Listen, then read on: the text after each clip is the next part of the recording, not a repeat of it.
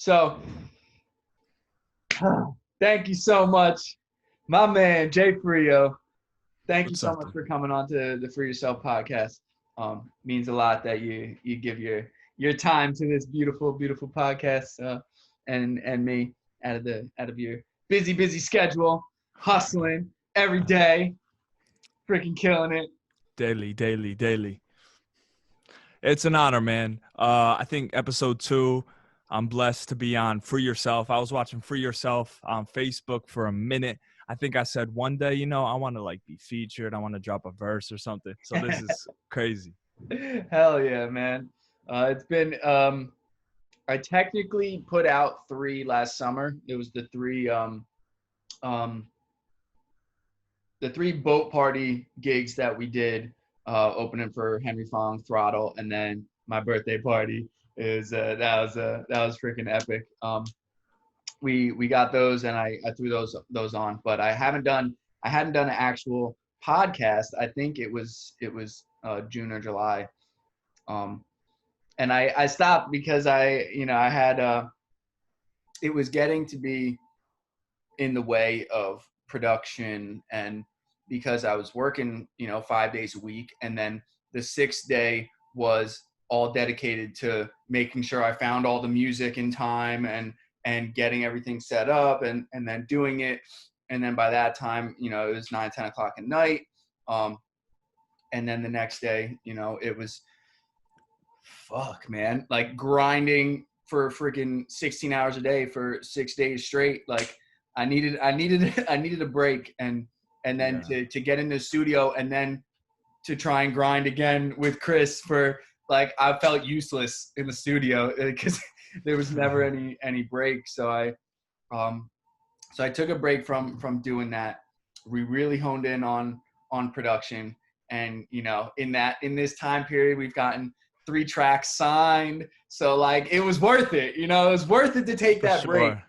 And now with this, the work behind it is just reaching out to you guys. It's not finding a whole playlist. It's not, like, granted, it takes a lot to reach out to a whole bunch of people and to put together this email, and also because I finally dropped an episode, people can see what it is, and I don't have to explain what it is first, and then all that. So Yeah.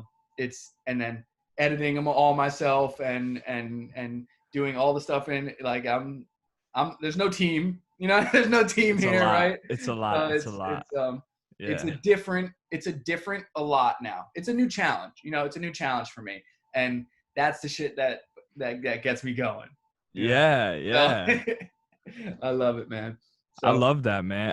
I'd imagine it's so hard. First off, congratulations on the 3 signed tracks. That's nothing to sneeze at, man. That's 3 times more than one.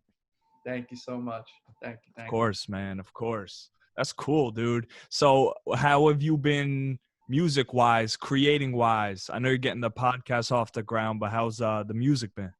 So uh, Chris and I have a couple. I don't want to say exactly who I'm collabing with and stuff. We got a couple collabs in the work, and um, I'm just like, we got a couple more originals.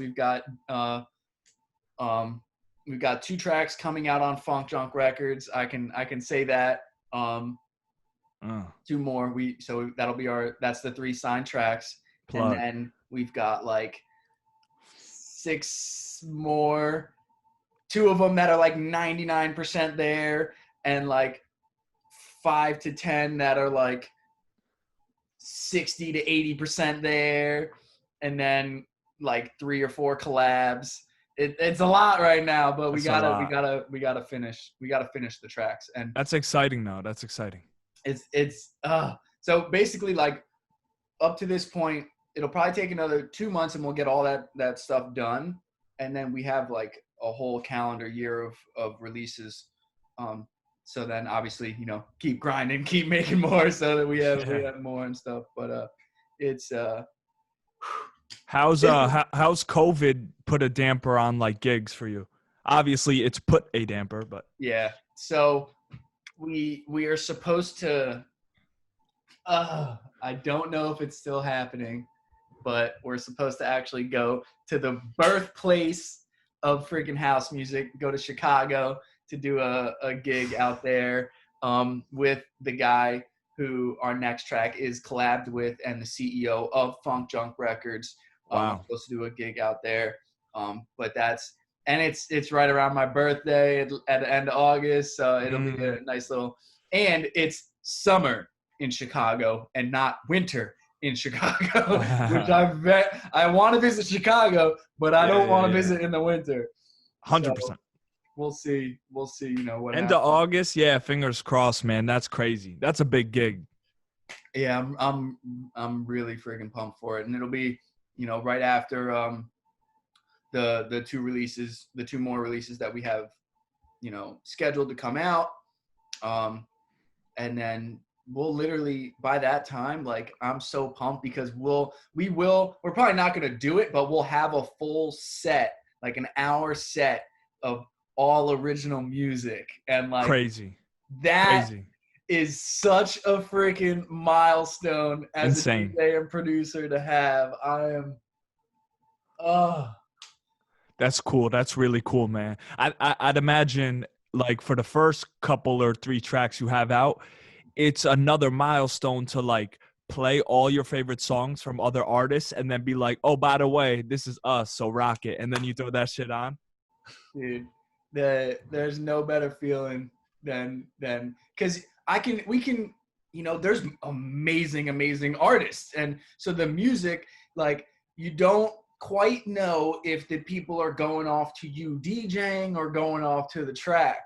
Yeah, but when it's your song that you drop and people are going off, it's yours. Like 100%. Yeah, there's no question. There's no that's an interesting thing, man. Like, do you choose, like, if you were to give me a percentage from the shoes of a DJ, how much percentage is it music you love? How much percentage of it is music you think people will love? Ooh, great question. So I started producing because I didn't want to do top 40 gigs anymore. Like, I was I hesitate to use the term EDM DJ because there's so many genres within EDM. But I can't say I was a house music DJ. Like, I loved all the genres. So, but like, that's what I wanted to play. I wanted to play dance music. I didn't want to play top 40. Like, it, especially the popular top 40. Like, that stuff is what. Why not? Why don't you want to play that? It's a different style of mixing, and I'm not a big fan of what Billboard says is the best music. I get it. You know what I mean? But now, becoming more mature and growing into it and now making my own music, I have so much more of a respect for artists that are on Billboard and getting that kind of charting, because look, they're doing what I want to do, right? Like, they're making music that they want to make, and people are hearing it. That's it's as simple as that. They're making music that they want to make, and people are hearing it. That's what I want. Like, right. And I want, take it a step further. I want people to have take away a positive from my music, whether it be, and that doesn't mean, like, because I write a lot of lyrics now. Like, that's something that we'll see in the future if I ever. Is that recent, or you've been writing lyrics for a while? I'm finally writing lyrics that I'm happy with. like that I can see, like, holy crap, this is one of those things that as you keep doing, you get better at it. Like, I knew that, but now I have evidence. I get it. Yeah. Right? I mean, evidence is seeing you go through that process too. Like, you are getting better and better and better and better, man. Like, I'm blown away by the stuff that I'm seeing by you, and that's a big reason why I wanted to bring you on here. And now it's turning into you an interview with me, but like, I want, I appreciate that, dude. You're the guy that I wanted to bring on here because I see the talent, and I see that I want to help, get you some more exposure, even if it's, yeah, the millions and millions of people who are watching this right now, Yeah, one day, man, I thought about it like I'm on episode number 2, and this is an awesome podcast, and I have all the aspirations for you to blow up as a podcast. So it's like going back and looking at Joe Rogan Experience episode 5. That's what's going to be for something like this. Hell yeah, man. Hell yeah. But no, I appreciate the compliment and appreciate you having me, man. But it takes one to know one. That's why, like, it's not hard for me to ask you and you to answer. Shoe could be on either foot because it takes one to know one. Hell yeah, man. And so how many tracks have you released now? I've seen you've been coming out with tracks, over the past few years that I've known you. How many do you have on Spotify right now? On Spotify, I think the number is 4 full projects and some singles. So I think 59 total with albums and singles.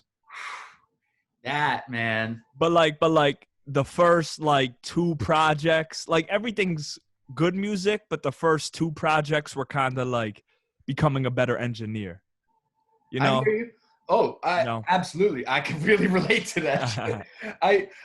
Chris and I have one track as the remote controllers on Spotify, but we also have 2 other tracks. People are gonna go look those up, man. What's the alias, man? So broken controller.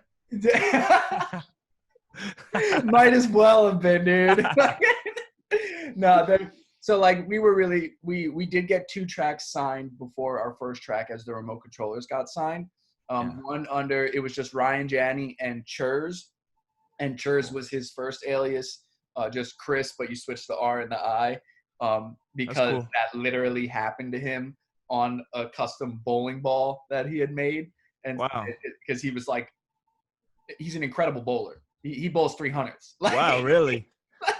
You guys have to do one of your first music videos in a bowling alley. Right. Like, and especially, when all the lights go nuts, like they have the like disco type of night, like that's freaking perfect. It's freaking electronic music. Like that's crazy. Bolero. I'll plug it right now. Right? And there won't have to be any edits for Chris bowling strikes because he'll just freaking do it. That's crazy. That's insane. So yeah, man. But and then we had another track that came out under RC. And that's when we were like, all right, when someone types in RC into Google or into Spotify or into anything, like a whole bunch of shit comes up. It's just, it's 2 letters. It's not enough. So we were like, what can RC stand for? And like RC was originally Ryan and Chris. Like it was just as simple as that. Like that's what it was. Yeah. So then we went through, a whole process. Like I was like thinking like, what could it be? And then I was like, an RC car. Like we could literally become like, there's so much branding that we can do with remote control car. And then I was like, but RC car, like you type that in and how much? And I was like, wait, everyone thinks DJs just like push buttons and shit, like that they're not actual talented musicians. So, and that's like a lot of people that they're the ones that say electronic music is robots having sex and shit. Like it's those type of people are the ones that, so I was like, remote controller. I was like, we can literally play off of the branding of, we literally just push buttons and we're a remote controller. And then, so then I got all these branding ideas and stuff. So that's how it kind of came to fruition that way. But, that's very cool. That's very organic and natural. And then, and I appreciate that a lot, man. And the one thing that keeps happening is like people will be like, we love the name. And then we'll get the one person that's like, it's too long. It's too wordy. It's too this. And what about Panic at the Disco, bro? Right. Like there's people that are like it, but those are the voices that are the loudest. Right. Yeah. so it can get in my head at any given time. And so then, like, I even went through this whole process, like, what are other names that we could be? Like, could we just be the controllers? Like, could we be like CONTRLZ, like, something. And then I'm like, you know what? I even Janni and Sousa was another thing that I thought, which could be good, but there's too many blank and blanks in the Yeah. DJ and production world. And I like that we have like the chain smokers, like Yep. there's a bunch of names that are like, you before they were famous, it would be a stupid name. You know what I mean? So Yeah. Do you use the in front of it? You do the remote controllers? yeah. Cool. Cool. And that was because it helped a lot with, like, on all social medias now, we're the remote controllers. So there's no like, Yeah. No going back. yeah, well, that definitely. But there's like, whenever there's no question of like or the dot remote dot controllers. Like with my own Right. personal branding, I've got the Instagram. I had to use the underscores for some reason, even though when I type in Ryan Janni official, nothing else comes up. I don't know who's got the freaking handle, that who's holding on to it. But Yeah. my, everything else, SoundCloud, Facebook, I don't know what else. Instagram. All the shit is just Ryan Janni official, one word. YouTube, friggin' You got all it. of it. So, Unlock.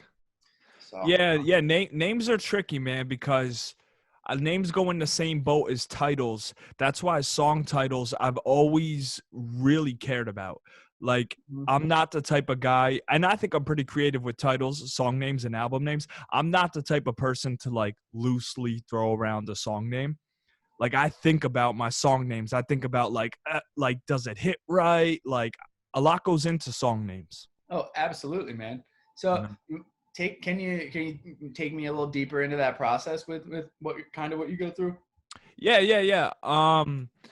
Well, I'll give a random example. Like, I wrote this song Game 7, and this track, it talks about like the Knicks won back in May 8th, like 1972 or 1973. The Knicks won in Game 7 with Willis Reed and Clyde Frazier, and Game 7 was where like Willis Reed was out for the Knicks and he came out of the tunnel. Everyone thought he was done. He could barely walk and shit. And like, that was only in the second verse where I say like, Willis out the tunnel, could barely walk, but I really want to win. And like, that Game 7 is the only time I mention Game 7. But like, during the chorus and stuff, it's not really cohesive to Game 7. I'm saying like, because I kind of speak and that becomes the chorus. So during the chorus, I'm saying like, tell your friend to grab a drink and not to cock block. And I got like deep voices reverbed. But I'm like, what is a title that really encapsulates the vibrations? Like, what encapsulates what I'm trying to say? And it's like this whole Game 7 vibe. Mm-hmm. And I thought, like, when it comes to a song title like that, I thought about naming it different things.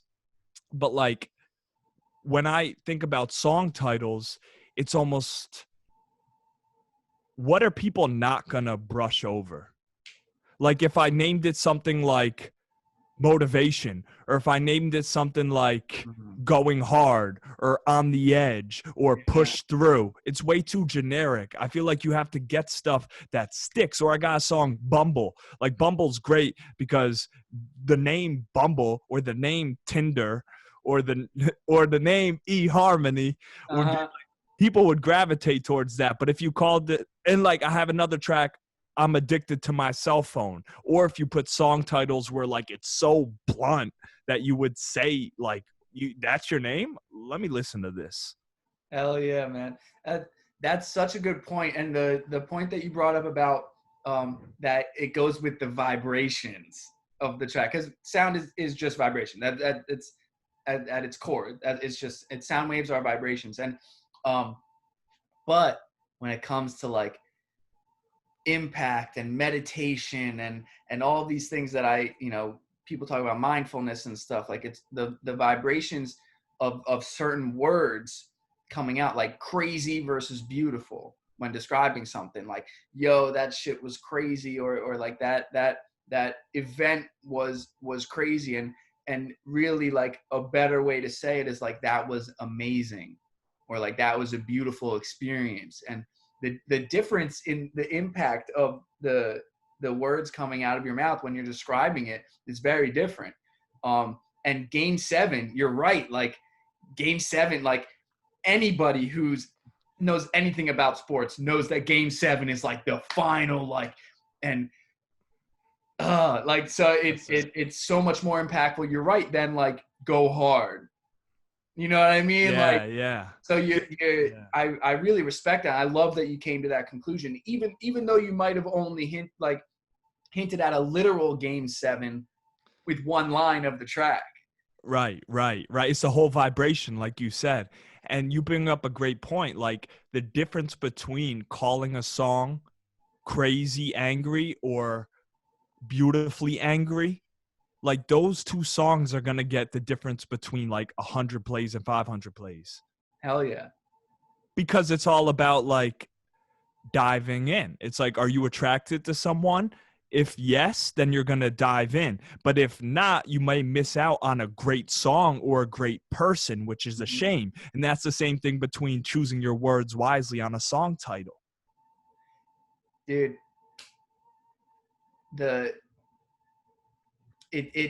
Chris was the one that is behind the track title of Game Over for our debut track. And like, dope name and dope song, by the way. Thank you. I appreciate it. And yeah. So, first off, a remote controller, like playing a video game, like Game Over makes sense for that whole branding and stuff. And for like a debut track of the remote controllers, calling it Game Over, because like, we're on the scene now. Like, it's done. Like, we're about to come. You know what I mean? I love that. But then also, like, the inspiration, because he started the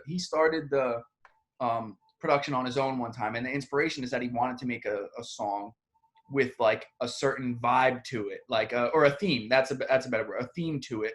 And so he used video game sounds.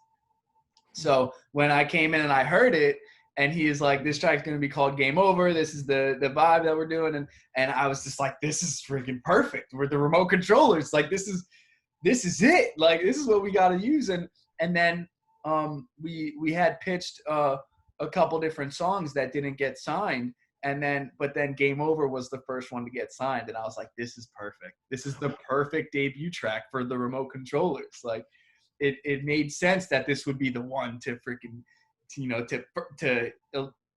announce the branding of the remote controllers, other than just being on like two guys on Instagram. You know what I mean? So what were the names of a couple tracks you pitched? Can you say? If not, all good. Well, you might reuse them. They eventually did get signed. So, but they're coming out after. So now, Bring the Funk is coming out on Funk Junk Records with the CEO, Larry Saladin, aka Saladin. And it's Bring the Funk Junk Records. With Game Over, we became the highest selling. It was the highest selling track on Beatport for Funk Junk Records. So we wanted to, we started the track Bring the Funk with Larry, and because he's the CEO of Funk Junk Records, and of course we're spelling it PHUNK instead of FUNK because Funk Junk Records is PH, and so it makes more sense now to come out with that track, Bring the Funk. It's the highest selling Beatport artist track, and the CEO of Funk Junk Records, after Game Over. So like, things are, you know what I mean? And then so we haven't announced the second or the third track that's signing, but it makes even more sense that it's the third track because it's called Don't Stop. Like, so now it's like, come on, now we're in it. Now we're, you know what I mean? Like, yeah. Everything happens exactly the way it's supposed to happen. So if Bring the Funk or Don't Stop came out before Game Over, it wouldn't it wouldn't tell this story that it's now telling. So I'm Wow. really, really excited. And by the time this comes out, it'll be enough time for it. This is probably going to come out right around when Bring the Funk is dropping, and then we'll be announcing the signing of Don't Stop and stuff. So this is going to be perfect because I have about, this is going to be the eighth episode, I think, that I'm coming out. So yeah, I'm freaking pumped. I've had a couple awesome art. I've got one more incredibly brilliant, health person that's coming on that came on, and I did an interview with him, and then I've got a bunch of artists. So now I'm so pumped to Exactly, and with you, we can have both conversations, right? 100%. Because my man. So let me. We do both. Yeah. So we'll get into all of that and stuff, but I also want to get into when did you start writing lyrics? When did this become a passion for you? And has it always been? Was it something later on in life that you went through something? Like what drew you to making music? Yeah, I think I was always a fan of rap. I was always a fan of music, like always a huge fan of music. When I was like 10, I got Encore by Eminem. And it's crazy because I looked at I either referenced Encore in an Instagram post or I used like an Encore beat. And I remember you commented like, Encore, that's my shit, man. And I was like, wow, that's crazy. It's the most underrated M album of all time. That's a good statement. I think I may be with that. I may be with that. That album got me really into rap and hip hop. And I remember watching the Lil Romeo show where Lil Romeo was writing rhymes and spitting them in his garage with the DJ. Mm-hmm. That got me like interested in the craft of rapping, like writing lyrics that rhyme over a beat on rhythm live. Like that was so cool. So that kind of got me into rapping. And then freshman year of high school, give or take, for whatever reason, I started it. I started recording songs in my basement freshman year of high school, 14. And then from 14 all the way to 18 in high school, I made like 200 songs in my basement. They were all ass. They all sucked, man. I heard Ed Sheeran say once where you got to get out the sludge. Like you got to unclog the sewers. And that's going to be writing a bunch of shitty songs at first before the good ones come out. Yep. So that was me in high school. But I did it because I loved it. And it was awesome. And then I continued through college, man. I went to college at Monmouth University, went on that radio, was giving out CDs in the dorms. Fast forward through college, I met some producer. He kind of was like my mentor. I'd go to his house down at Monmouth. That was awesome. That got me into producing a bit. Mm-hmm.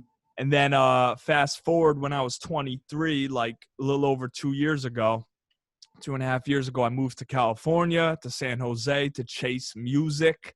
So like it's been in my life for a long time. I guess the short answer, started writing at like 14. Been doing it since. Producing came in later. Yeah. Still learning there. There's always more to learn with production. Oh my God. Yeah, you know it. And dude, not it with music, that is such a good, you got to get through the sludge. I never heard it explained it that way. That's a shout out Ed Sheeran, I guess. That's freaking but what I was told like early on is like, look, your music is going to suck until it gets good. It's as simple as that. And the more you finish music, so not just like starting a project and going to the next one, like the more you go through the creative, the writing, the mixing, the mastering, done, you'll get better at each part every time you do it. And so that's when like I had that evidence when it comes to music production, like Chris and I going through the creative, the mixing, and the mastering part. Like Chris is I'm the first to admit, like, Chris is a much better producer than I am. Like, I'm the first to admit that. And when it comes to, but so then I was like, well, I also, you know, I don't have, I have certain ways to, to help with, emotional, mental health and stuff like that. But I've always had, I've always wanted to sing. I've always wanted to be a vocalist. I've always been, terrified to do it in front of anybody. And, still that's a big fear to do it in front of people. Like, unless like I'm in the car with someone and the song is playing, you know what I mean? Like that, but to get so vulnerable to be able to sing my own lyrics and like that, no one's heard me sing my own lyrics yet. Like that hasn't happened yet. But I had to go through that process of like writing a shit ton of terrible songs. I have them all saved in my phone. The Keep writing. them. You keep those. Keep those. Those Oh are yeah. good. Oh yeah. Cause Those are a drunk night to throw on and laugh at yourself. yeah, dude. And 10 years down the road when I'm when I have my actual, not just this project of electronic music and stuff, but actually putting out, songs with my vocals on it and stuff, I'll be able to look back and look at this lyrics that I used to write. That's the best part of it all, man. Oh man. That's great, dude. I love that, man. For sure. And a lot of it, it's a lot more therapy than it is me planning to write like my own pop music and stuff like that. But it is absolutely, it's just like journaling, like writing my to-do list every day, like doing the steps in friggin' Narcotics Anonymous and Alcoholics Anonymous, and then going through all these different things that I've been through in my life. Like, it's another outlet of writing that's really therapeutic. And yeah, dude, I have 2 whiteboards in my room. They're always filled with different quotes and proverbs and stuff. One of them right now says, and I think it was from Thich Nhat Hanh in The Art of Communication. He said, "What you write nourishes you." It nourishes you, man. Like, it does something nourishing. Like, whether you write something beautiful to someone else or just about yourself, man, it heals. Absolutely. Dude, my to-do list every day has at the bottom 3 things I'm grateful for and 3 positive affirmations. Like, wow. Cool. That is something, like, I've always done something sort of like that.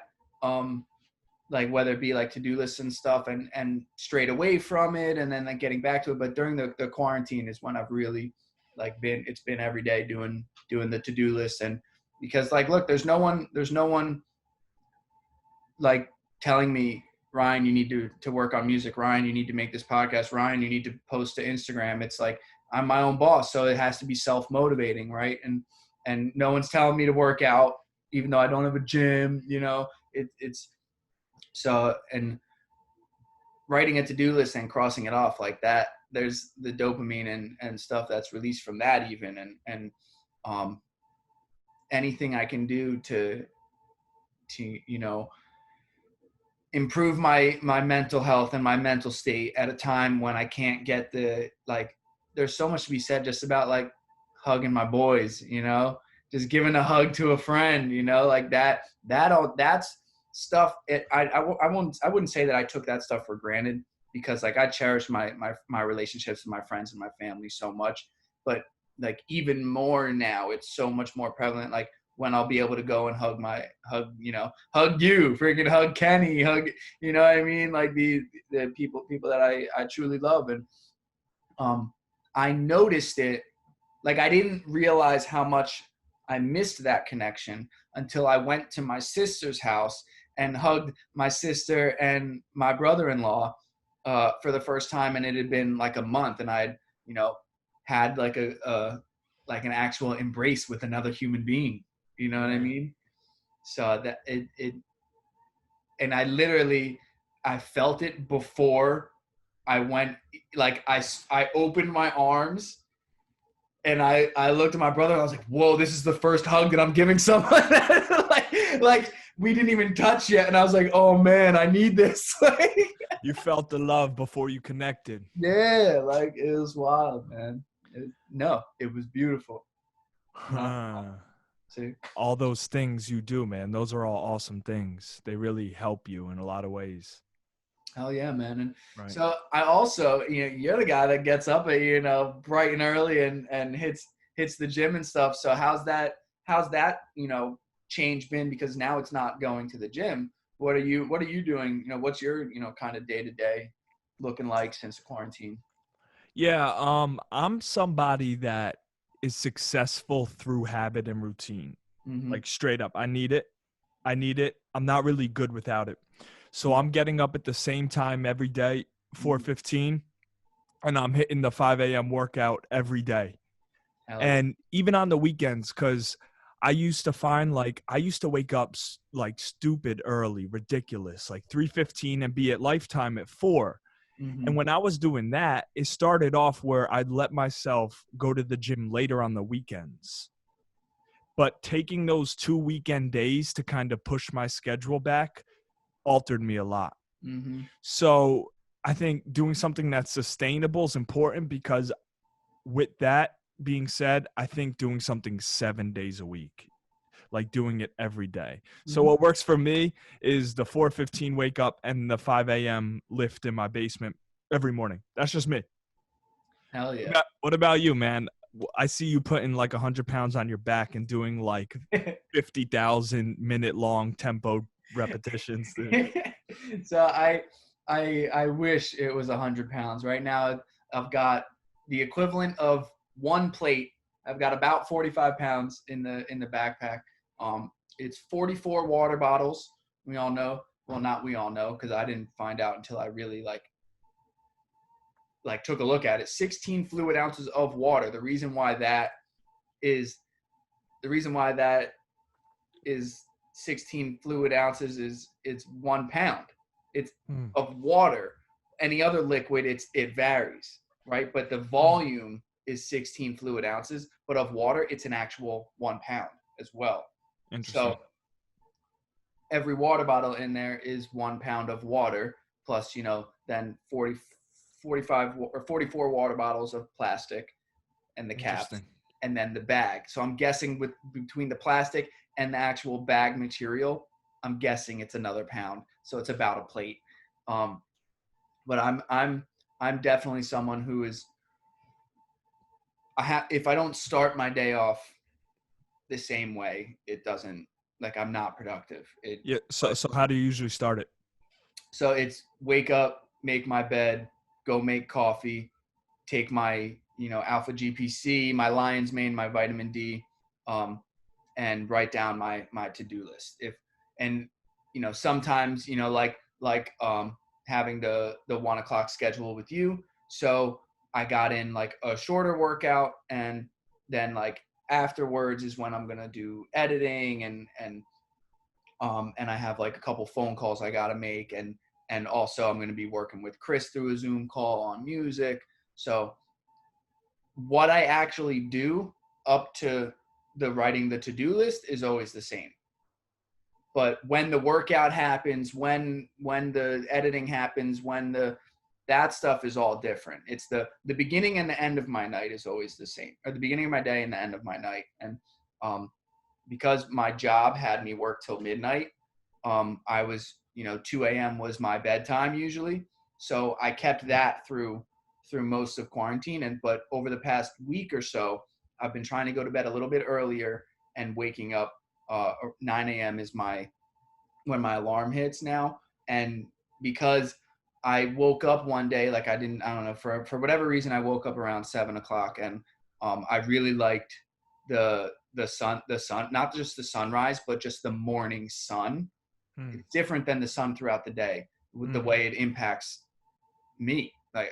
And then I heard Rhonda Patrick talk about the bright light of the morning is helps reset the circadian rhythm and all this stuff. And so I feel better waking up at 9 a.m., but I don't feel better waking up at 9 a.m.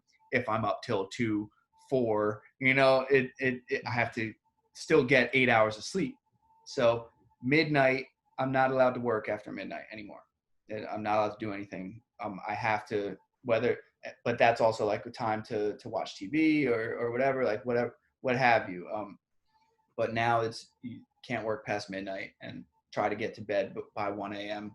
And I'm slowly trying to make it so midnight to 8 is my sleep. That's my goal. That's my goal. Awesome. Yeah, I value the 8 hours the same way. Really important. Yeah, the 16 hours aren't productive if I don't get the 8 hours. Yeah. Yeah, that's the same thing. Like, you do all your practices because you're not of value. I'm not of value if we're not taken care of first. Yeah. Like what if I'm tired? I'm not going to be able to talk long-winded for 3 hours on a podcast with my boy. Like I'm not going to get a good workout in. I'm not going to, I'm going to be in a shitty mood so that, my direct, the family that I live with are going to be impacted differently than because of my mood and how I react to things. Like I'm short-tempered. I'm cranky if I don't get 8 hours of sleep. It's as simple as that. I'm a different person, and I impact the world differently on less sleep and and I know how important health-wise and recovery-wise sleep is. So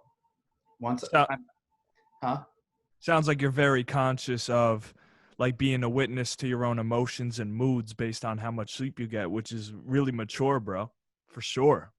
Well, it took a lot of beating my head against the wall first, As it usually does. I'm not gonna sit here and tell you like that it happened. I mean, it happened exactly the way it's supposed to happen, right?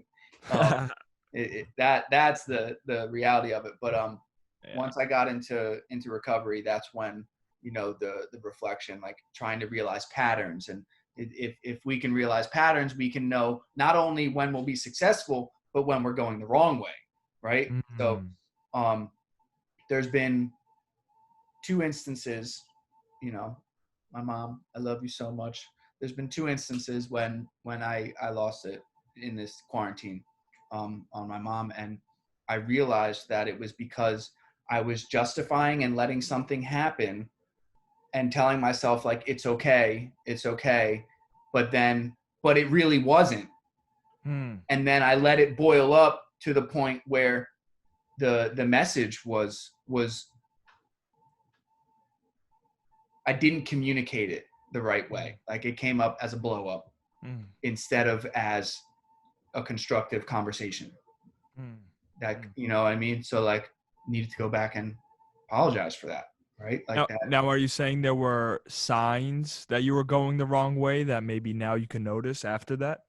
It took it happening 2 times for me to now see that justifying and rationalizing something that's not okay, letting it go and making it and telling myself it's okay when it doesn't sit well with me, that led to the blow up, because it wasn't okay, and it was something that we needed to, but it wasn't anything serious, right? It wasn't, like it's not like I like look, when I say blow up, like I got loud, like that's what I mean, right? Like right. No, screamed or yelled in a way you didn't want to do, yeah, like communicated the right message the wrong way. And I can see that now. And just like a lot of things with my life, like I had to freaking beat my head against the wall until I realized like I should probably stop beating my head against the wall if I don't want a headache, right? Like that in the metaphorical sense, So it is much easier for me to learn that way so far in my life, instead of being open to taking what someone says and their own experience and being able to apply it. That's a hard thing to do, the latter. Sometimes the only way to do it is the way you're doing it. Fortunately or unfortunately, I mean, like, it depends how you look at it. Like, most of the time for me too, to make you feel like you're not alone. Like for me too, I have to go through the experience, even though I've been told by a lot of people around me that I shouldn't do something. I logically know I shouldn't do it, but sometimes it takes going through the fire, getting burned, and coming out and being like, I had to, like, shit, I had to. It's where I find humor in it. It's like, okay, so I did it twice. So like I touched the flaming hot stove twice, but the message didn't come through until the second time that it's flaming and hot. Like, you know what I mean? Like, so I can find a little bit of humor in that, but like it hurt my heart to because like I knew what I was saying was valid, but like and the emotion behind it was valid, but I could have, if I took it, in the moment I reacted instead of taking in the moment and being like, this is how I feel right now. And like, I need to talk to you about this. And it was because I was, taking something and stuffing it down in a way that I was telling myself it was okay. And like, my whole life has been like stuffing down emotions and trying to numb and I can't say my whole life, it's not nothing in absolutes, but over the past 5 years, being in recovery has shown me like self-reflection. First off, also self-reflection can only get me so far, right? Like I need to talk about things to talk through it as well. And it wasn't until I talked about this with, who was I talking to? I think I was talking to my sponsor, and he was like, self-reflection can only get you so far. Like I needed to talk through that thing in order to I was talking to my nephew also about this situation. And it wasn't until I talked about it out loud where I realized like, oh shit, like I rationalized it for a month. Like it was happening a lot. And I was like, no, it's okay, Ryan. It's fine. You're still being productive. You're still doing this. You're still doing this. You're still doing this. But it was, I needed to talk about it out loud to be like, damn, I did it to myself. Like, I could have had this conversation a month ago, civilized and nicely. Like, but like you said, it happened the way it was supposed to happen, right? Mm-hmm.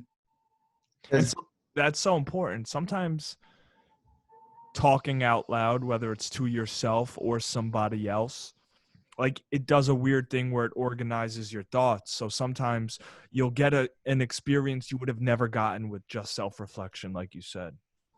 I don't know where or who said this quote, and I'm probably gonna butcher it, but it's like my thoughts are great ideas until I say them out loud.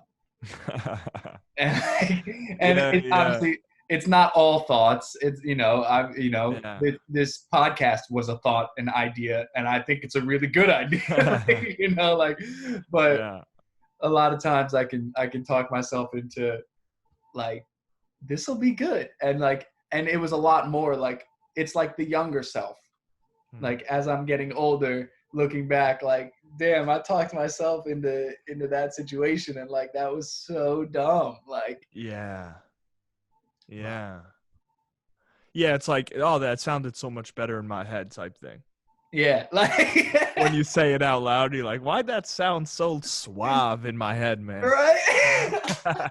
like I was smooth. I was like a Channing Tatum in Step Up in my head. Yeah. And then I was like Urkel when I said it, man.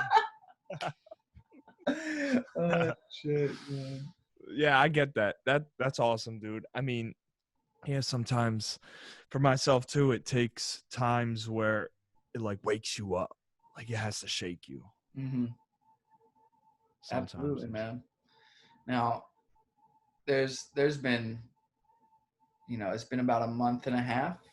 I've been on quarantine now, and a lot of really good things have happened. Not just starting this podcast, but like reigniting past, things that used to bring me a lot of friggin' happiness, like longboarding, like just doing like. Now I'm realizing I'm saying like a lot. So things that I'm doing like longboarding. See, that's a proper use of the word like, Yeah. not just a filler word, right? Mr. So Janni, lesson today. so longboarding in college was like the only way I got around. Like Hmm. the only way. I longboarded everywhere because Where'd it you go to college? Westchester University, Cool. a little bit south of Philly. Shout out Golden Rams. That's not what anyone does. I just made that up. Patent. Right. So I found a brand, Yokoher, because I typed in. I know what the best, the top of the line is Sector 9. Like that's pretty well known, and I had a Sector 9 in college, and one time when I was away at nationals for roller hockey down in Florida. Freaking awesome trip. I was living in the fraternity house then, and one of my best friggin' friends in college, he lived in the same room that I lived in the year before and still had the key. So when he was drunk at some, function at the fraternity house, I want to longboard home instead of walk home. So he went in my room, took the longboard, but he was wasted. So he busted his ass on the way home, and the longboard shot out from under his feet, and he couldn't find it. Oh man. So it either like went in a sewer or something. And imagine being drunk at night looking for a longboard on a dark road. I'm guessing that it was probably right there, but he was so drunk and he was just like, I'll find it tomorrow. And then it was gone by that point, because if someone sees a Sector 9 longboard, they're going to take it. Yo, It's just, someone's just on the come up right now. yeah, right. Especially a college kid, like maybe a mature adult is like, oh, this might be someone's. Let's take it to Rigtown Pizza right on the corner right there where 90% of the students go once a week at least. Yeah. And they'll be like, oh my God, that's my longboard. I've been looking for it. Like, Yeah. So that was my, that was when I was super senior, 5th year. So you had the Sector 9. He lost that, and that was what, a few years ago? Ooh, I'm 29 now. I graduated 2013, so that was seven years ago. So you haven't had a longboard in 7 years. Yeah. And you used to love longboarding. Loved it. It was just always something that I knew was going to be like a $200 purchase, and I'm trying to get better at no, I'm not trying. I am getting better at my spending, but it's $20 and $30 things that get my money a lot, instead of saving up for the things that I saved up for. There's the things that I saved up for, you know what I mean? So and the 2 subwoofers that you can't see down there, they also QSC. But so then I was like, well, it's also quarantine, so I want to be like, how can I save a little money on a longboard? Let's see what the top 10 brands are for longboards. And I typed that into my phone, and the internet, and a list of top 10 brands came up, and I went through and I checked them all out. And then one of them, Yokoher, I'm honestly not even sure if that's how you say it, but it's Yocaher, Yokoher. And they have full complete boards from like $50 to $100. And I was like, okay, like let's, and their whole thing is they don't sacrifice quality for, and I was willing to, spend $70 to get the, pretty much the board that I had in college. And when I got it though, I was expecting like the bearings to not be good quality, and like the grip tape to kind of be and like the flex of the board to not be quite there. And I was like, I'm gonna get, the Swiss Bones bearings like I did back, Buddy. I Yeah, saw buddy. you skateboarding, so Buddy. I know, those are the best bearings, but they're best. also, it's like $70 or $60 for a box of them. Yeah. So I was expecting, save on the board, and then I'll be able to get good bearings. But bro, yesterday I rode. I wish I turned on like my running app to see all the How how far I far? went. But I went from my neighborhood all the way down the entire length of Main Street Cranberry that goes all the way to Route 130, then came back the other way, went to the circle on Route 130, and then I mean you're South Brunswick on the other side, so you might not be that familiar with with how far, but then all the way Main Street Heightstown up to Heightstown High School where I went to high school, and like I rode around the beach that one Saturday, a couple weeks ago, and the bearings are great. I got no complaints. So That's sick. why spend more money? The wheels too. Like I thought the wheels weren't going to be that good of quality, but the rubber freaking grips the road, and the I'm going over rocks and stuff with skateboards. You bust your ass hitting a rock. Yeah. No shot. Wheels. So I'm blown away by the quality of a $70 complete longboard. Like Wow. now I'm like, why the fuck does Sector 9 charge so goddamn much for the same quality shit? Like, yeah. What's going on, Sector 9? Yeah, bro. Maybe like a longboarding expert will be like, well, Ryan. Yeah, right. Bro. Well, the quality of the 9-ply bamboo that Sector 9 uses. Yeah, man. Right. So that's cool. That's something that makes you happy that you picked up again during quarantine.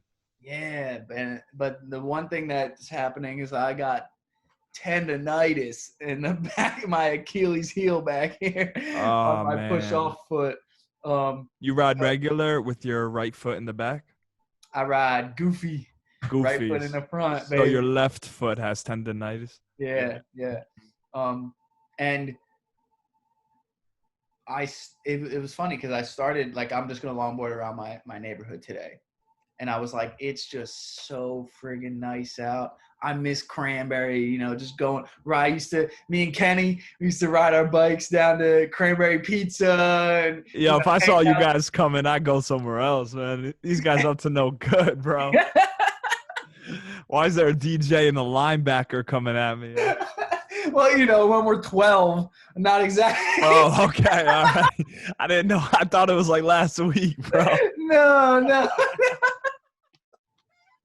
Kenny and I grew up in the same neighborhood. So okay. There's some background for me. I'm being filled in. You're mad, dude. That's Kenny's cool, like man. 6'1", like 220. Yeah, he's big dude. Kenny's going to be gassed up when he sees that I said he's 6'1", 220. He's not really. Can he longboarded? He could stay on the board? Oh, yeah. Back in the day. Cool. But back in the day, we did a lot more biking, and we would like have our skateboards in our backpack type of thing, or the skateboarding was more like in our neighborhoods, and it wasn't until college that I got a longboard. Kenny also got a longboard, the college years, but I was longboarding at school, and there had been, there was maybe a couple times that when I came back, visiting home, that we rode around. Like I remember one time we rode like all the way down Route 130 to where the Wawa is, and then like up Hickory Corner Road. I think it's Hickory Corner Road or Dutch Neck, and Hickory Corner Road, and then all the way down to Old Trenton Road, and did like that. That's a really friggin' that's far. Yeah, and that was when I had dude. I had that longboard with like $100 wheels on it, and the Swiss bones, dude.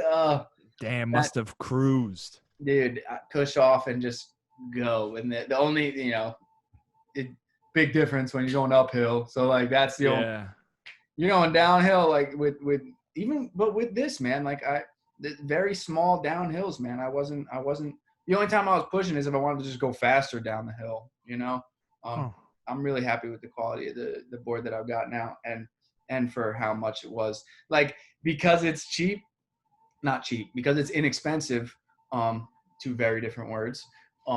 There again with the word choice. I see you. So now I want to get, because I got the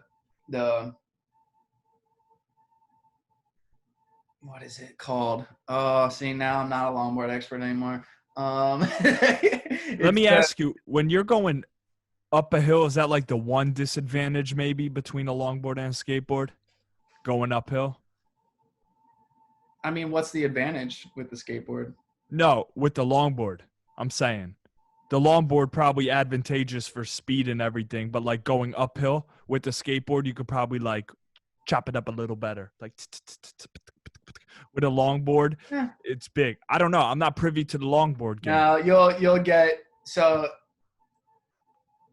all the effort that you need to put in with a skateboard is like cut in half, if not more, with the longboard.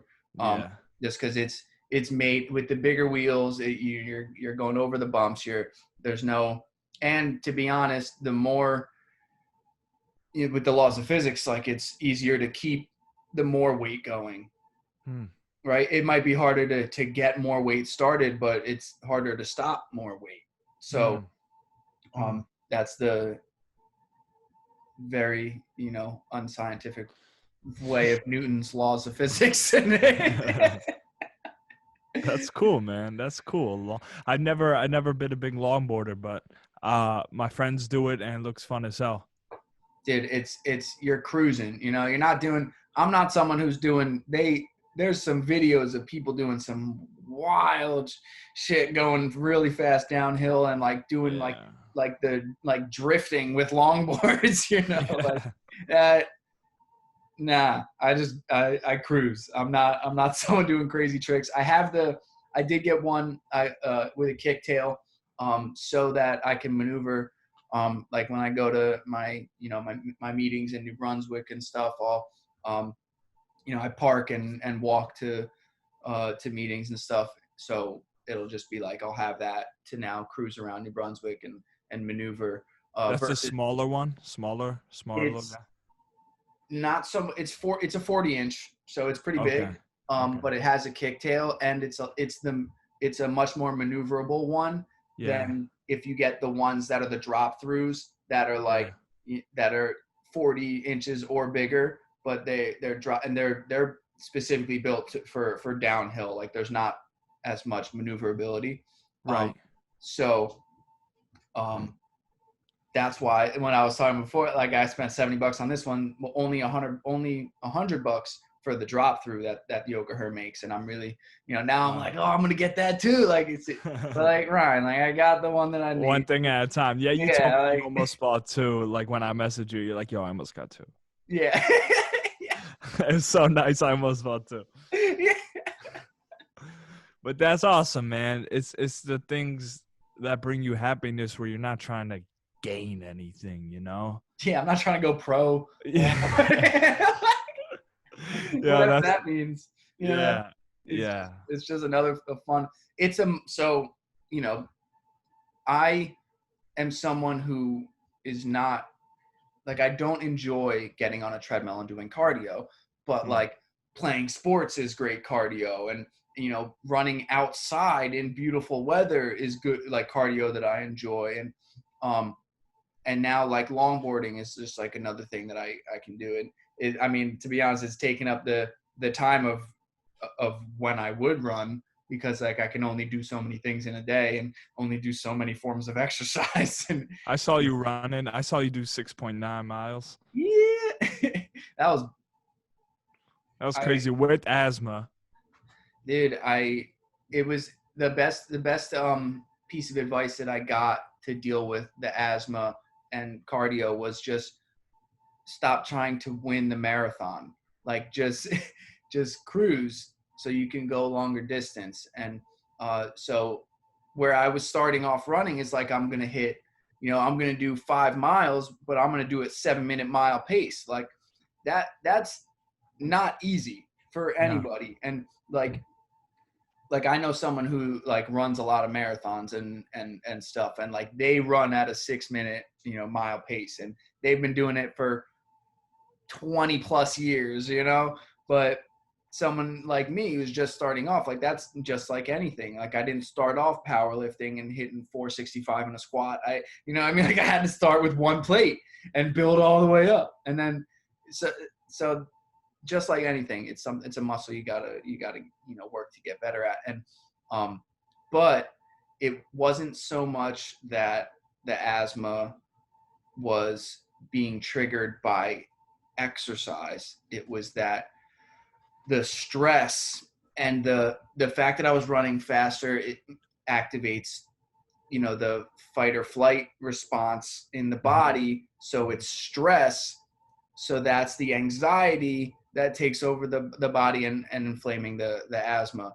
But stuff that I'm doing now with my diet is to eliminate autoimmune stuff, because asthma is also an autoimmune response. It's not like I wasn't born with asthma. I was born with something that when I eat a certain thing, that's the autoimmune response. So I've done an elimination diet trying to get rid of that. And asthma seems to be getting better. I still probably hit the inhaler once a day-ish, but I'm not on the 10 milligram steroid anymore, which I think it was doing more harm than good, to be honest, because it's, I know how bad prednisone is for the body, but like certain allergic reactions, like you need to take it in order to get it down. And so I don't know.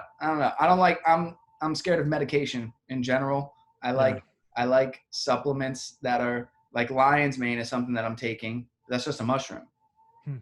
Right. And alpha GPC is something that's in the body already that is now I'm taking, or that it's something that you can get naturally from food, but now I'm taking more of it because it helps with brain function and firing the neurons go off quicker and smoother, and helps you, Speaking on that, sorry, did you ever try Alpha Brain? I was using Alpha Brain. Okay. For not a long time. I was using it for a couple months, and Alpha GPC is like the big ingredient in there. So I was noticing that in the morning I was a little foggy, but once I took Alpha Brain and had, a cup of coffee or whatever, I wasn't foggy anymore. That once I talked to Sean, who, is on that the episode 101, I was talking to him, and he said the fogginess is because you're getting a hangover from it. And I'm like, I'm not getting a hangover. I'm not nauseous. I don't have a headache. I don't, because in my head, a hangover is the only hangover is withdrawal from alcohol, right? But what he meant by a hangover is just withdrawal.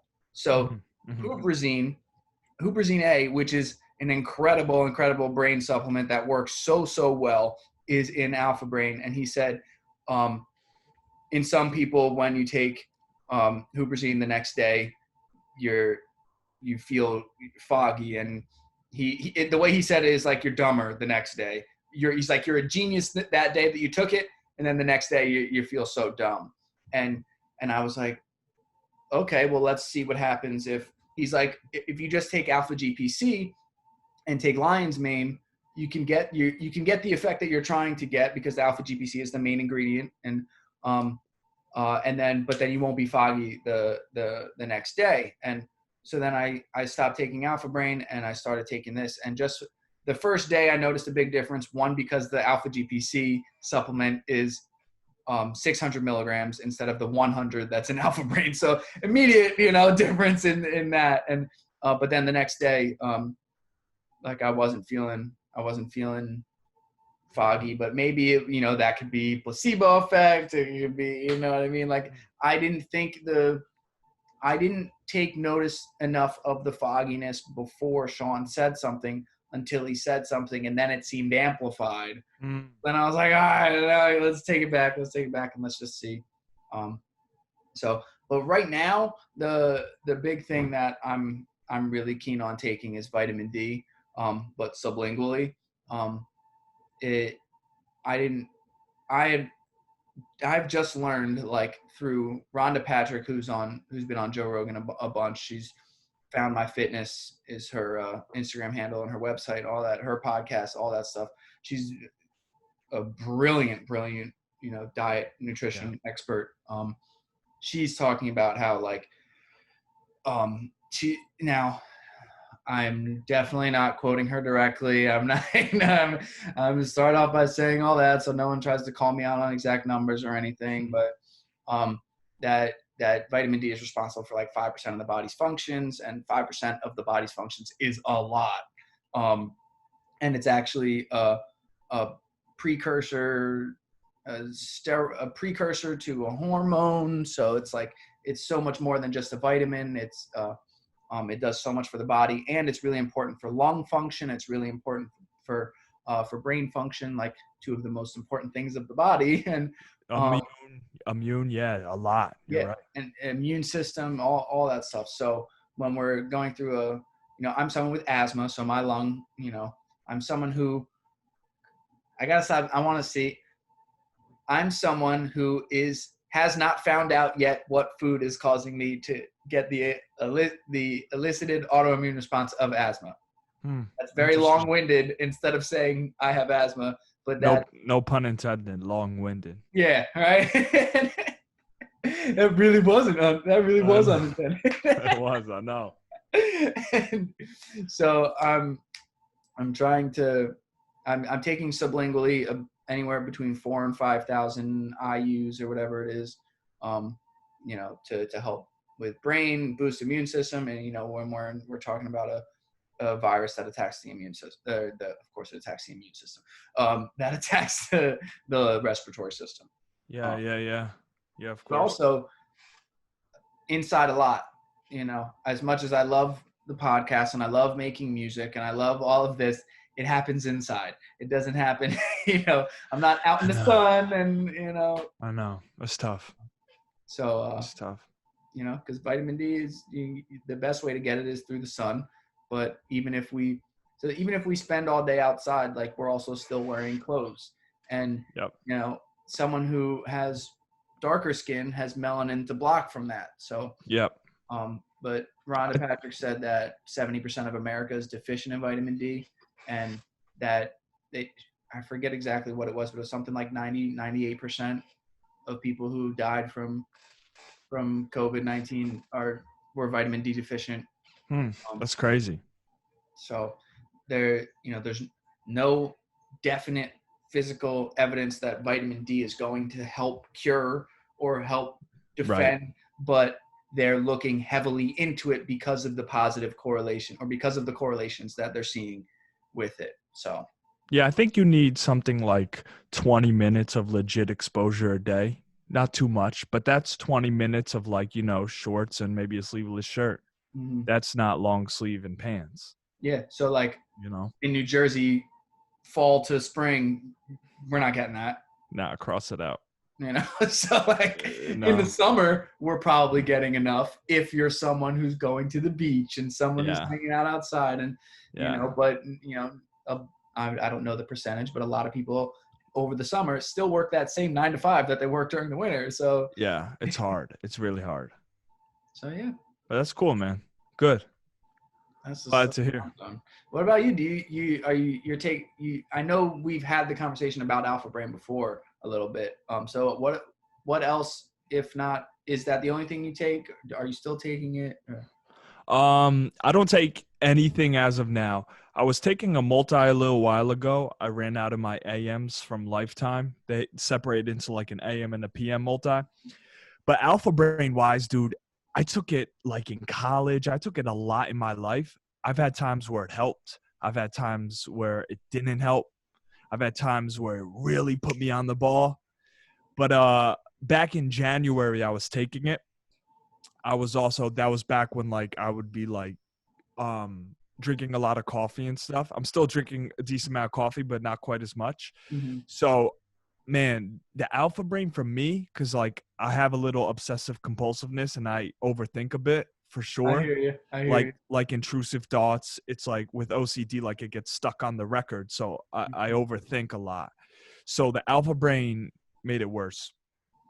Alpha Brain like amplified the motor of the overthinking. Mm-hmm. So back in January when I was like, I usually don't have a lot of anxiety, but like when I was having a bit of anxiety and stuff, kind of taking down the coffee, which triggers that fight or flight, and I kicked Alpha Brain. Mm-hmm. But Yeah, man, I don't take anything right now. But you know, back in the day, I was like a vitamin junkie. I probably should get on some vitamin D. Probably should get on a multi. Fish oil wouldn't hurt for inflammation. I Mhm. think it's about just ordering it offline and not being lazy. But I'm good, man. I'm just trying to eat healthy, drink my water, and exercise. Hell yeah. That You know what I mean? what I mean. The main thing that a lot of people struggle with is just drinking enough water. It's simple. Yes. As simple Yes. as simple as that. Being hydrated enough that can help.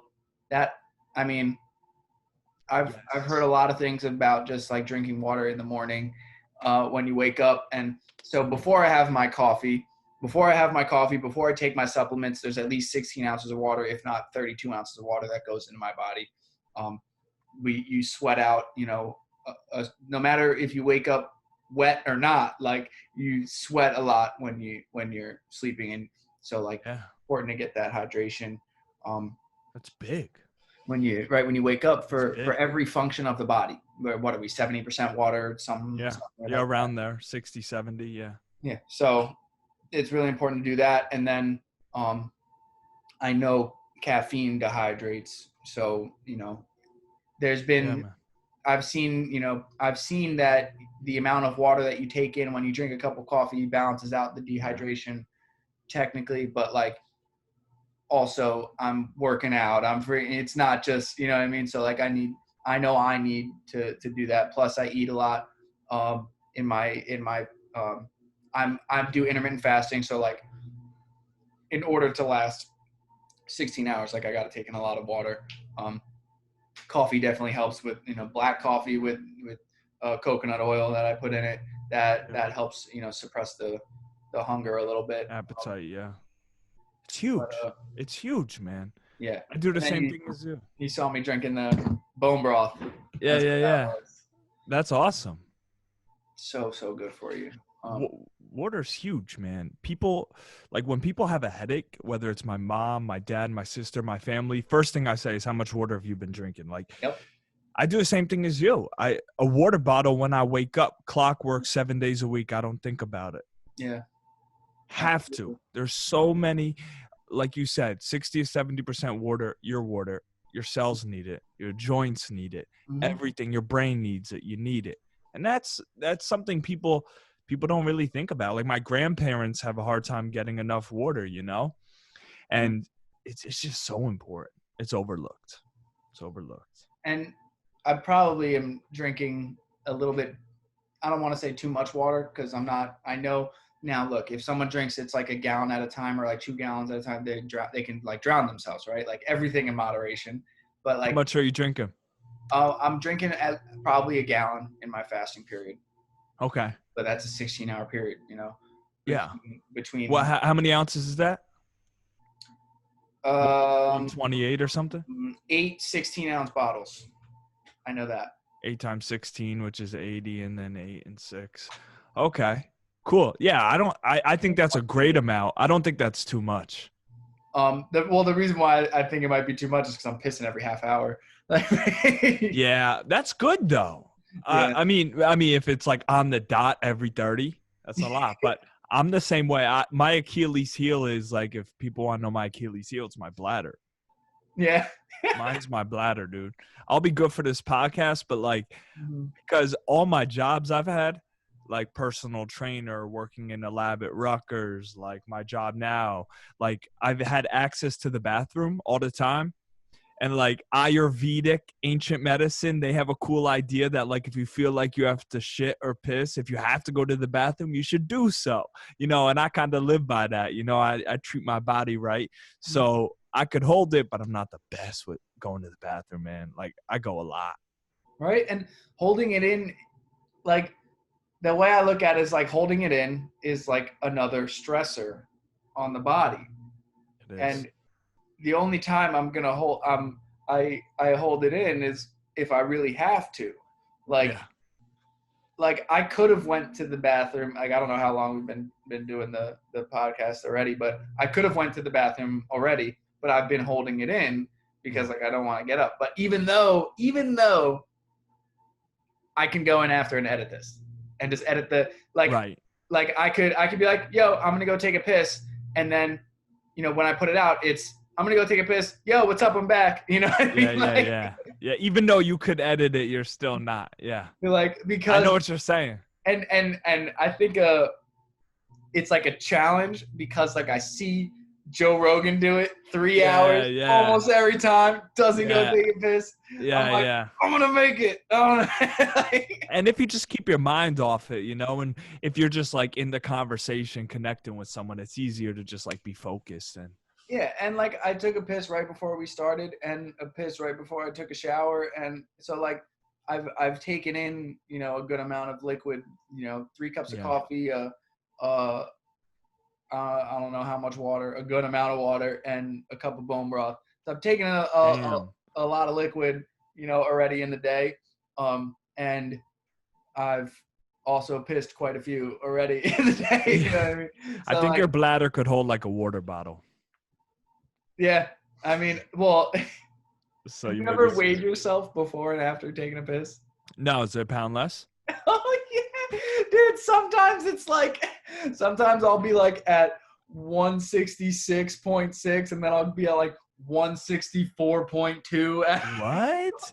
So you've like walked into the bathroom like, let's see what's up. Like you've weighed yourself, then you've pissed, then you've weighed yourself. Dude, just today. Do you do it with shits too? Dude, just today. In my bathroom, I don't have the bathroom across from my room. I don't have a scale, but my parents have one in their bathroom, and Right. someone was in the bathroom across the hall from me when I had like the last time I was going to the bathroom, and so I went to my parents, and I was like, I could probably take a shit too. So I was like, oh, I'm gonna weigh myself. So I stepped on the scale. It was at I'm pumped, dude, during quarantine. Like, I know I'm not gaining fat. I know I'm gaining muscle with how freaking hard I'm working. And I'm Right. up to 160. I weighed myself before I went to the bathroom. I was 169.6. Mhm. And then after I was 167.2 Wow. after a piss and shit. 2.5 pounds. Wow. That's why people love weighing themselves first thing in the morning. But although first thing in the morning, do it after your piss. Yeah. I do it after the piss, before the water. Yeah. If I'm weighing myself, but also like that was just a fluke that I weighed myself today. Like I also Right. know not to weigh myself every day, because that just It's a causes bad more stress recipe. in my life. Like I'm not Yeah. someone who, like, what I care about is when I look in the mirror and how I feel. Like that's what I 100%. care. And I'm not training to hit the 165 weight class for powerlifting. So Mhm. like I don't have to stay under that right now. So now I'm just simply about being healthy. How do I feel? Do I like what I see in the mirror? That's That's all that matters. And That's awesome. That's awesome, man. I saw this girl post something on her story today, and it said something like, I've been eating everything I want. I've been laying around. I've been chilling. I haven't been going out. I've been eating the best foods. And you know what? I feel amazing. And at first, my crazy ego jumped in and was like, man, that's lazy. Like, I can't even look at this. But then like 10 seconds later, like I stepped back and I came to like my soul's real conclusion. Like if something makes you feel happy, like, but not deluding yourself, if it really makes you feel happy, like that's beautiful. And that's how I look at it. That's how I really look at it. Like, all judgments aside, if you're happy doing something, that's perfect. Legit. 100%. absolutely. I've seen, I don't know where, I have a motivation app. I listen to a lot of podcasts, and I have, so I don't know where the quote came from by now, but it was like, if it makes you happy, it's not a waste of time. Yes, dude. Yes. That's facts. That's for anything. Mm-hmm. So That's like, for anything. if something is like going out and longboarding, like hanging out with my niece, like I may not be, doing work, right? Like I'm not editing the podcast, I'm not working on music, but like it brings me so much joy that I know that it's having a positive impact on my body, which is then going to help me, not just live longer, but be able to be more productive when I do get to stuff. It's just, there's, like you said, with the intrusive thoughts and stuff, man, like I'm, I might have 5.5 years clean, but I'm still an addict. And I still, if I have a negative thought, like that's the biggest thing with an addict, like having a negative thought and continuing on it and nursing that thought and it getting worse and worse and worse and worse. And that can eventually lead to like really bad things. And that's why like talking about either talking about the bad thought or realizing that I'm having the bad thought and then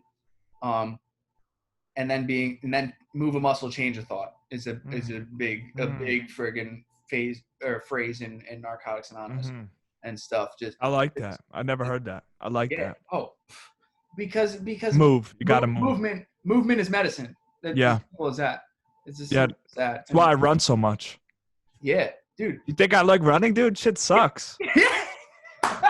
It's terrible, dude. But I run 6 miles a day, not because I like it.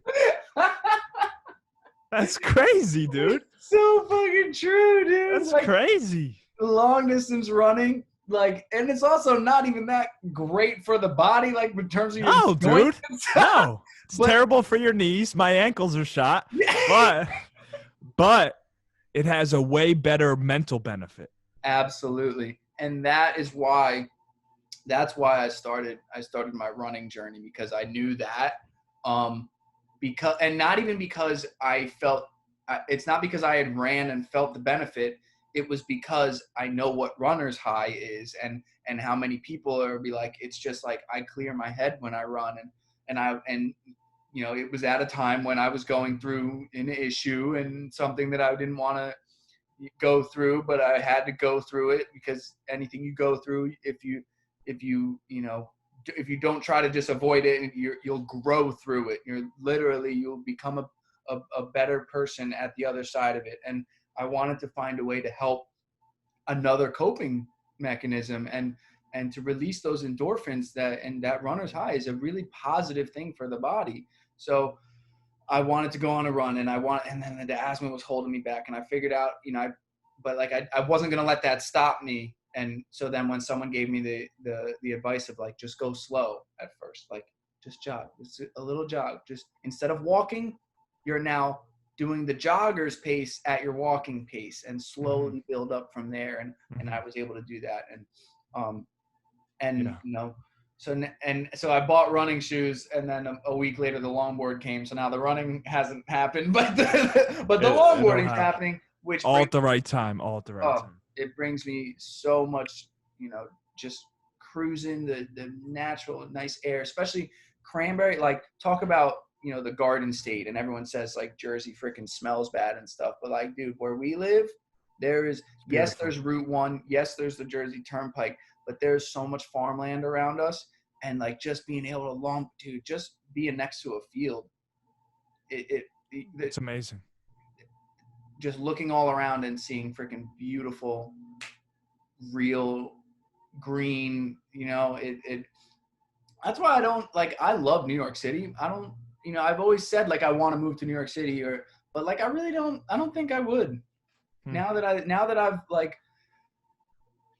I cherish so much, they have Central Park, but that is not the friggin' same. And like, unless you live by Central Park, like, right. I barely have, Nah, dude, I'm an outdoorsman at heart, man.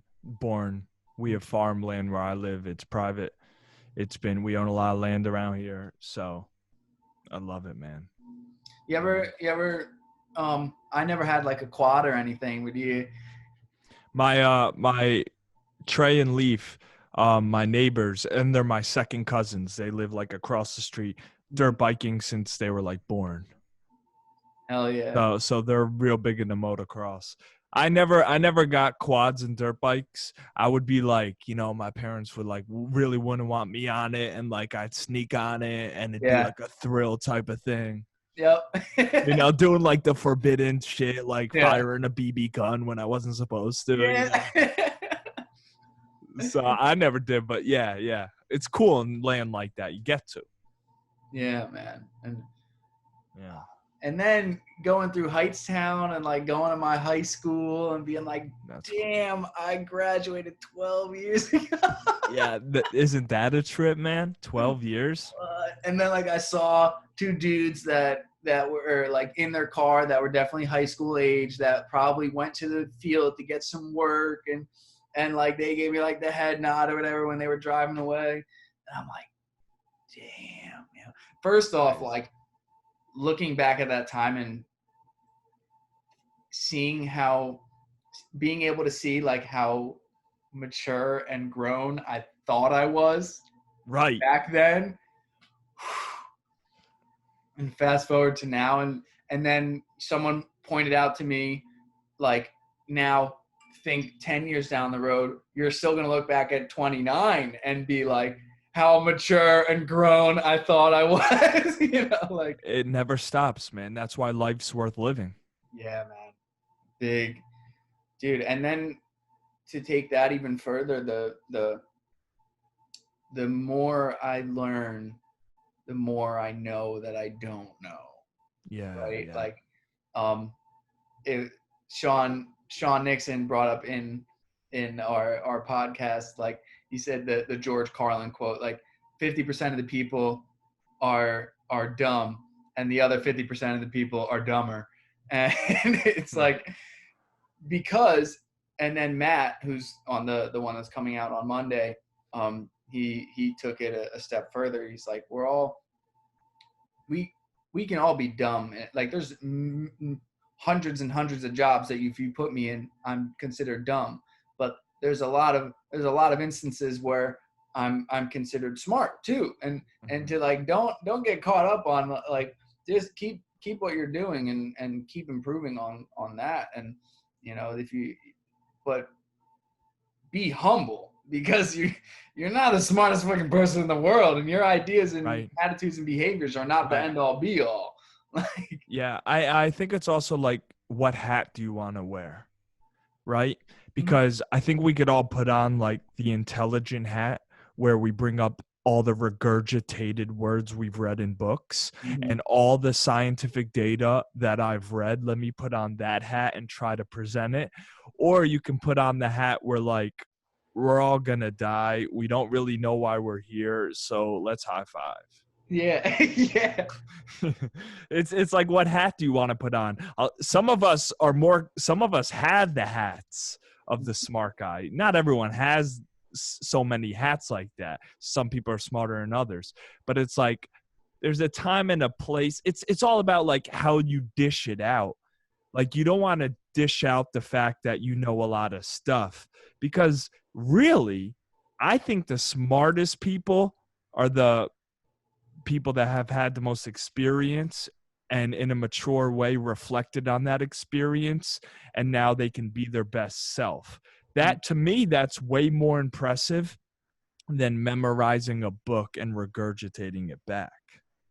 Absolutely. I couldn't agree more with that. Like the only thing that I'm and I don't even want to say I'm an expert on myself, because I'm just scratching the surface on self-reflection and self-awareness and mindfulness. And it like the more I learn about that stuff, the more I'm like, the more I still don't know. You know what I mean? Like, yeah, at the end of the day, like, still don't know what happens when I die. Like, getting all this knowledge, like, I have a belief that, like, no matter what, everything's gonna be all right. Like, doesn't mean that I don't get scared when I get into that hole of, yeah, it's real. What happens when the lights go out? Like, right. That's why, like, I can say what I want about my personal opinions about religion and stuff, but like, there's a lot of people that are religious that are not scared of death. Like they're happy knowing that they fully believing that they're going to like the best place when they die. Yeah, that's beautiful. Yeah, absolutely, man. I'm Catholic and I believe in God, and But I've always said that it's not about what you believe in. It's just like the fact that you believe in it. So Mhm. like I don't care what, not you, but I don't care what you believe in, as long as you realize that what you believe in is your reality. It doesn't matter if it's right or wrong. It doesn't matter if there's really a heaven or a hell, or if there is a God or not. It doesn't matter. What matters is what you believe to be true is what you're going to live by in this life on earth. Yeah, my you know, I'm guessing that I've heard someone say this in the past and stuff, but like I firmly believe that you give power to whatever you believe. Like it's as simple as that. That could be positive or negative. It doesn't matter what what it is. Like you're giving power to whatever you believe. So if you think you're the biggest piece of shit in the world, you're giving power to that. If you think that you can really make a change and you can impact, people's lives and then you're gonna do that. Like it's just Here's where we mess each other up. I agree 100% with that. This is where like people like me and you, and I'm sure millions of other people, get into real trouble. Is we know thoughts are important. We know focus and what you put your attention on is important. So when we have intrusive negative thoughts, we freak out because we think we may be manifesting negativity, but we can't help it. wow. That freaks me out sometimes because I'm like reading books on like Esther Hicks and Wayne Dyer and the power of my thought, but meanwhile I have intrusive thoughts that I can't control. So like you're telling me my thoughts are, one person's telling me my thoughts don't mean shit. That makes me feel good because I have intrusive thoughts. But then when someone says your thoughts are everything, they manifest your reality, I'm like, oh fuck, because I have thoughts that I can't control sometimes. But Yeah, I think it's all about like which ones do you let in the door, like to have a snack with, and which ones do you like leave at the door. dude. I have played with the it's like dancing with the freaking devil with those freaking thoughts. Like that's this like the best way I'm trying to put it into words right now. I don't know about the best way I can, but I'm trying to put it into words. Um, when I take that thought about like what a lot of times what comes to mind with this stuff is romantic relationships, right? And like I can have a thought of that can take me down a dark hole that can then I then see manifest in the relationship, and then the relationship ends and I'm like, see, like I made that happen because of the thought that I had that pushed her away or something along those lines. And then when I have the good thoughts, it's beautiful and I'm manifesting, what I want. But like one thing that I've come to learn, a big part of, because of recovery and like when I say recovery, I mean like Narcotics Anonymous and stuff like that. A big part of the experience that they've shown me is that my first thought, I can't trust it. It's like, what's the next thought? What am I doing from that next thought? And so move a muscle, change a thought. That's where that kind of comes from. And pick up the phone, like call someone and talk about that negative thought, right? Instead of talking to the last person that I use drugs with about it, right? Right, Like right, that, right, right? Like the right, last person that um, if I have that negative thought, well, the person that I am is the person that used to take that negative thought and then stuff it down with drugs and alcohol, right, and right, but now, I'm sponsoring the person who's sponsoring me is the last person I use drugs with, right? right, right, right. So like pick up the phone and I gotta call my sponsor. I gotta call people in Narcotics Anonymous. Gotta talk to people like you that have a beautiful, positive outlook on life, and talk to Sean and these people that can and then also a thing that a person that all right. So an ex that I used to talk to, she told me, um, it's not that serious. Just if I can get to that after the negative thought, the wave of relief Hmm, that comes over, it's not that serious. Just hmm. relax. Just calm down. That's cool. I And like that.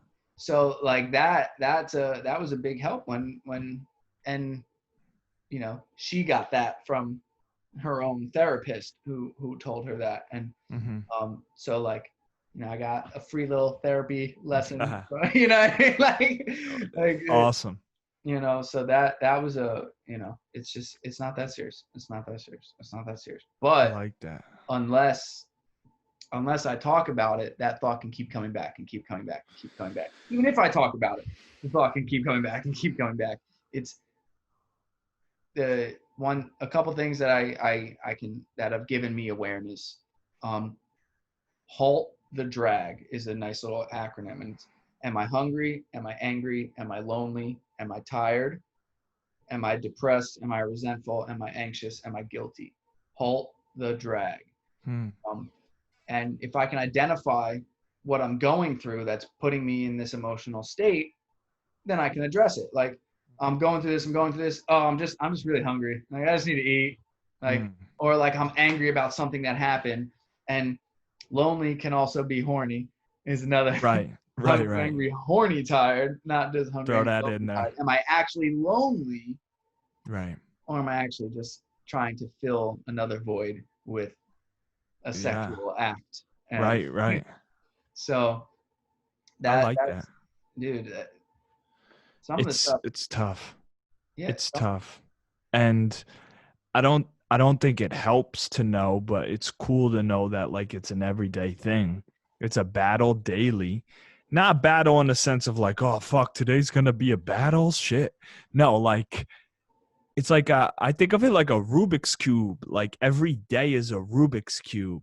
And some mornings I solve the Rubik's Cube by like 9 a.m. Some days I don't solve the Rubik's Cube at all and I don't have a great day.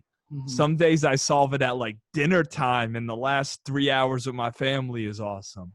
But like every day is a different combination to making yourself feel at peace.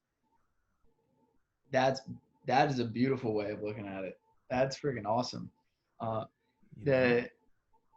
I know from this, like I have the, you know, I like to say I have the benefit of being an addict, right?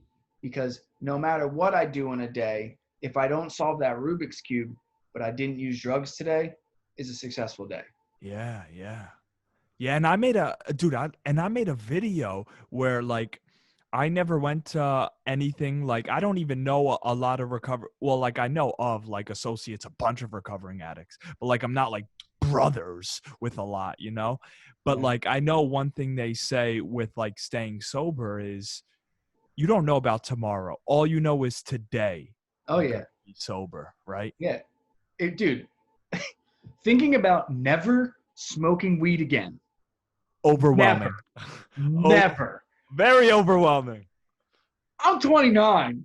Yeah. You're telling me when I retire and I'm freaking, you know, chilling, I can't just sit back and smoke it? I know. Or just something as simple as not being able to toast champagne at my own wedding. Like that stuff can hurt my heart thinking about it. Just thinking about it. But that's not here. First off, I don't even have a girlfriend right now. So like you know, like I'm not even dude, like you may become like a billionaire that never gets married. Who knows? Who knows? And all I know is that, look, today I'm doing a podcast. That's it.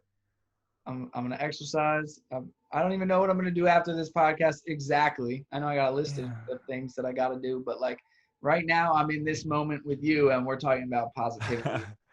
That's it, bro. Dude, Jon Bellion is a very talented singer and producer. You know Jon Bellion. Yeah, he's got this song on an old mixtape where he says, "I haven't even picked out my socks yet. How could I tell you about my future?" Like, dude, I haven't even picked out my socks. Like, but like my mom and people will like ask me stuff, and I'll be like, about next week, I'll be like, dude, I don't know what I'm having for lunch. Like, I don't know. I'm trying to just like stay right here, you know? Dude, living in the moment is the hardest and the hardest thing to do, but the best thing for me to do. But what's tough about it is, and Duncan Trussell, I heard him say this on a podcast. I forget if he was on Joe Rogan's podcast or if it was on his or whatever. I love Duncan Trussell. I think He's dope. he's an I agree. amazing person. And he said that the tricky thing, and I think he was talking to like a Buddhist monk or something, you know, I have no idea whether it was his thought or someone else's thought that he regurgitated. But what he said was the trick about living in the moment is as soon as you realize you're living in the moment, you're no longer living in the moment because you're living in here and thinking about the moment. So Yes. when if we're trying to live in the moment and trying, you're not living in the moment because you're focusing on trying to live in the moment. It's living in the moment happens in the moment. It's a paradox. it's a paradox. And so like before, when I was in the moment when we were just talking, right? And then I started thinking about what I'm going to do after. And then I started realizing, but now I'm not living in the moment. And now Vicious cycle, right? Yeah. It's like trying to not think. I think in India they used to have like this thing where they say try not to think of a green elephant while taking medicine. It's like you can't try to not think, right? Yeah. And anytime you think, like you said, you're not in the moment if you're thinking. Mm-hmm. Like the reality in here when you're thinking, that's not real. That's not here. Yeah. So anytime we're thinking, we're not in the moment. But so we gotta just like flow like this. Mm-hmm. And then you forget about it in the background. It's almost like you're itching, right? Like I've been itchy lately. And the more I focus on it, the more I'm like, shit, is that poison ivy? But if I'm not focusing on it and I forget about it, it goes away. Mm-hmm. And that's like you said, that's like being here. So I've been noticing, you know, this is like something that just came to me through what you were just talking about. The past few days so normally I hit my inhaler at night because I'm like gasping for air and I have a crazy asthma attack, but there's just like some kind of restriction on my breathing. Like, and that's a lot of times it's like I'm focusing on it, trying to breathe in through the nose, trying to expand, trying to do all this stuff. But in reality, like what's happening is I am focusing on the fact that I'm struggling to get the right amount of, or I'm struggling to breathe regularly, which is what's the word? Involuntary act the body does, right? There's some kind of obstruction making it where it's just easy flowing. But then focusing on it, right? And focusing on it, not wanting to hit the inhaler because I just want to get through it. 2 times in the past 3 days, I've woke up with that and been like, I'm not going to hit my inhaler. Like I'm going to go drink water. I'm going to drink bone broth. I'm going to do this. I'm going to do this. And then eventually later on in the day being like, oh shit, I never hit my inhaler, but like, I'm good. And so like, that's, you forgot. Like I wasn't thinking about it anymore. And then I realized it wasn't there anymore. So like maybe the trick with asthma is that it is an anxiety trigger that happens. And once I'm now thinking about trying to get rid of it, that's anxiety fueling it. Like, dude, anything you try to get rid of, you give power to. That's crazy. We may be onto something. Let's market this.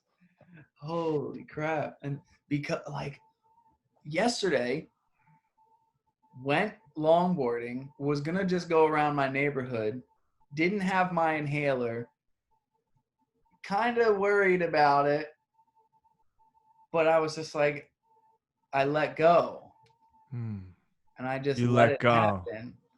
And I was like, out? I'm not letting my asthma control how my beautiful day is about to be longboarding around two of the oldest towns in New Jersey. 1697 is when Cranberry was like, not when like it settled, like when they made it a town. So like that's 100 years before America was founded, that Right. Cranberry was made a town, let alone that it was settled and people were there. You know what I mean? So, and then Heightstown, you know, it's right friggin' there again. You know, it really, really. I don't know I only know 1697 was when Cranberry was settled, is because I saw it on the sign when I was longboarding around Cranberry. You know what I mean? Like, There you go. I didn't see that sign in Heightstown, so I don't know the actual date it was founded. Right? Like there's honesty, right? I don't know that fact about Cranberry. Yeah, there's your longboard making you smarter. Yeah, right. But I took a bunch of pictures and videos, and like I didn't post any of it, and like these pictures and videos I might post them later, but like some of them, it's just like, it's where I grew up. Like I grew up in East Windsor, which is bordered, East Windsor is like a donut, and the whole is Heightstown. It's weird. It's weird like that. And then Cranberry, I live in Cranberry Manor, and had a Cranberry mailing address because it's so close, and there's no East Windsor post office. It's the Heightstown or the Cranberry one. Wow. And Cranberry, you know, is a bike ride away, is a longboard away to, you know, Main Street. It's literally probably 2 miles, not even, from where, you know, from my house. So it's so close, and Cranberry Pizza and like the parks are there and all that. So like it's like I didn't grow up in Cranberry, but I grew up in the neighborhood called Cranberry Manor. And like that, so I relate with Cranberry being my hometown more than I do Heightstown and East Windsor, because our neighborhood is so tucked away from the rest of the neighborhoods in East Windsor and Heightstown and stuff, but it's so close to Cranberry.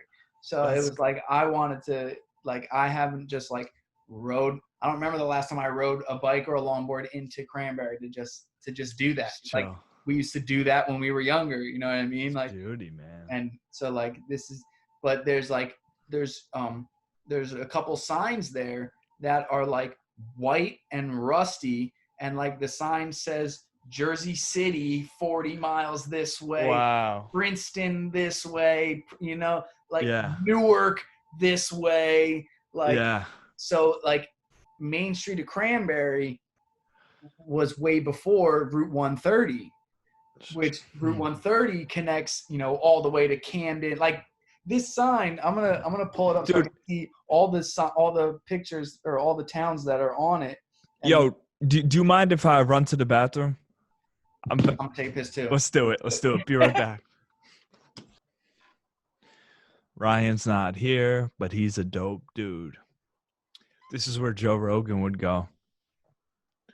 Talk to Jamie like, he's pretty cool, isn't he? Yeah, he's a good guy. I can't believe he did that. Oh my God.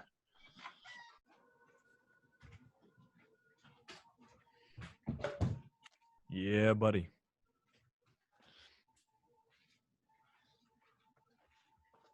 So good looks. Lost a pound, dude. Wow, aren't you sponsored by them? Rumor has it you have a tattoo on your back, dude. Yeah, the first tattoo I'm gonna get is gonna be LaCroix over my heart, you know. I feel like it'd be that. It'd be, yo, you'd appreciate this. You ready? I wear these inside. Hell yes. Inside, yeah, dude. Amazing. I got a couple pairs of the furs, but not with the overlapping, like the. Oh yeah. Yeah, yours are dope, man. Where do you get the pins to put in them? Yo, Crocs website. Oh, you just like add-ons, like toppings on a pizza, like yeah, dude. That's but cool, there's got to be. I know I've typed into like, into Google, just type in like gibbets into Amazon. Gibbets is what they're called. And there's probably cheaper ones and stuff. Like they're like $3.99 for like one little freaking. That's expensive. One little freaking soccer ball, and for, you know what I mean? You know? For a $6, dog. Yeah, right. So, that's cool, man. You're huge in the Crocs. You got, how many pairs do you have total? So I have 2 pairs of white regular ones because I have a backup pair for when these ones get too messed up. I already have Awesome. that pair on deck. I have Awesome.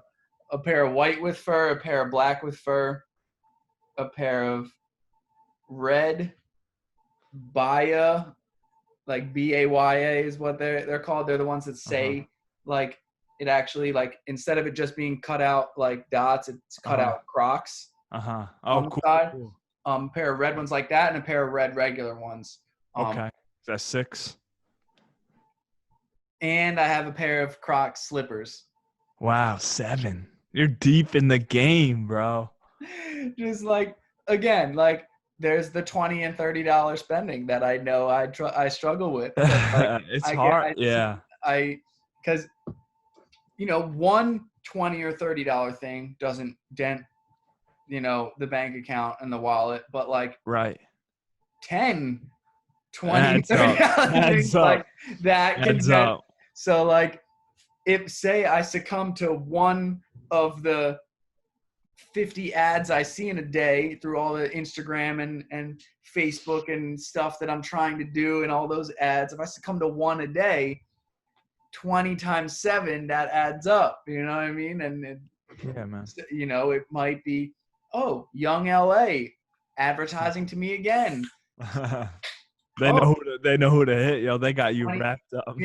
And the shorts, like one pair is like $22 to $28. So one pair isn't that big of a hit, but sometimes I'll get 4. There's $100 real quick. I'm the same way. I'd rather spend a lot and end up losing money than to spend it all at once. Yeah. It's psychologically. Dude, we definitely, I know we've talked about this. In the future, we should definitely try to get a remote controller Jfrio track. Absolutely. I even got the stems from the one track the one time. Oh yeah, I remember that was a song. I think I did a song Real before I moved away. I forgot about that. Damn. Yeah, man. And that was like when I was just getting into production. So like there was nothing that was never coming out. That wasn't being used. Like I wanted to, but I was not. You're like, what am I gonna do? Throw him over? Or not? Yeah, I'm wasting his beautiful stems of his voice and stuff. Like that's great. That was just one of the, Thanks for showing love, though. Yeah, of course, man. It's so much more. Like you're the person who is lyrics. It means something. It's not, I mean, it's not just it's not, you're not trying to make a hit for what it is, but you're making music that has real meaning to it, and like that means so much more than the person who's just trying to make a pop hit. You know what I mean? 100%. And it never works. The person who tries to make a pop hit never makes a pop hit. Never works. The person who Chris and I,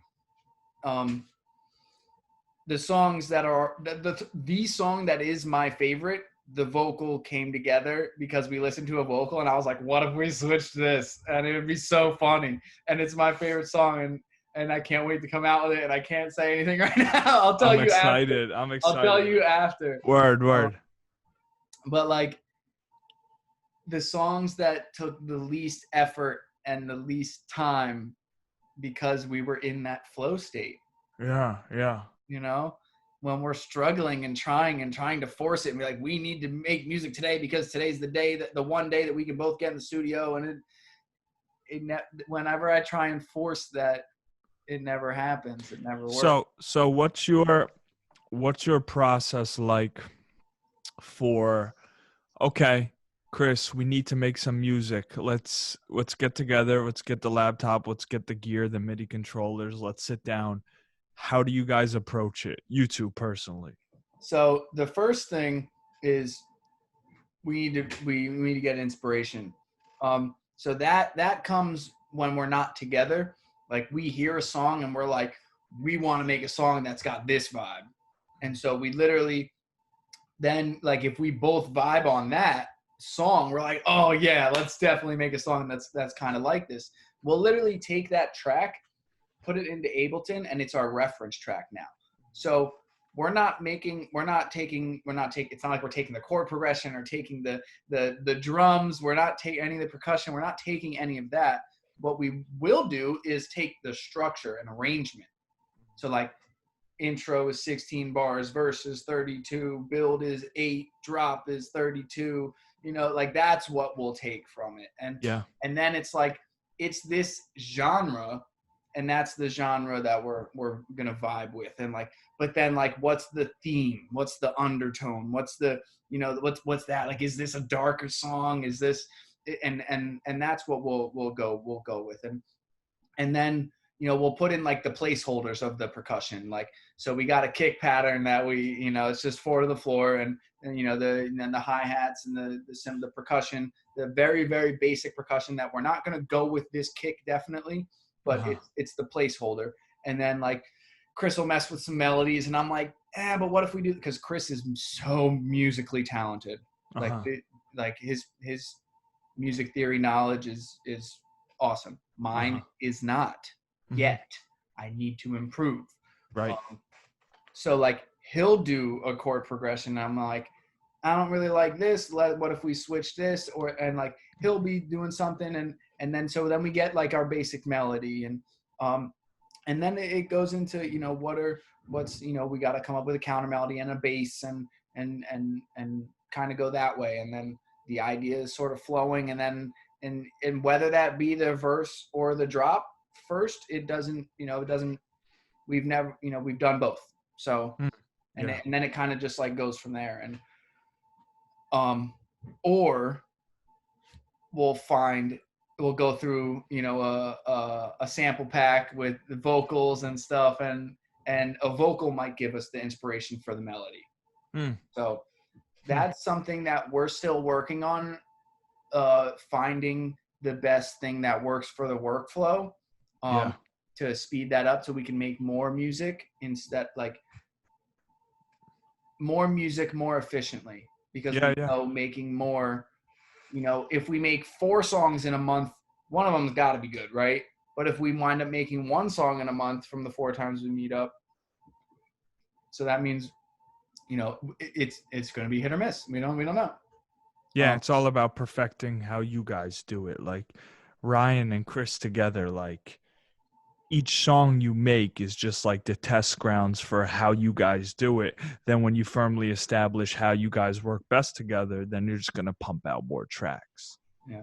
So the big thing is, right, this quarantine's made it really difficult.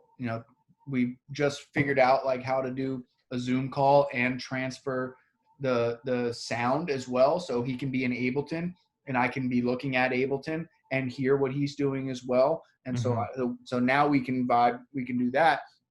And at first I was like, this is going to be weird because I'm he's got the KRKs versus I've got the QSCs, and he's got Pioneer headphones and I've got Audio Technica, so like we might be hearing a little bit different things.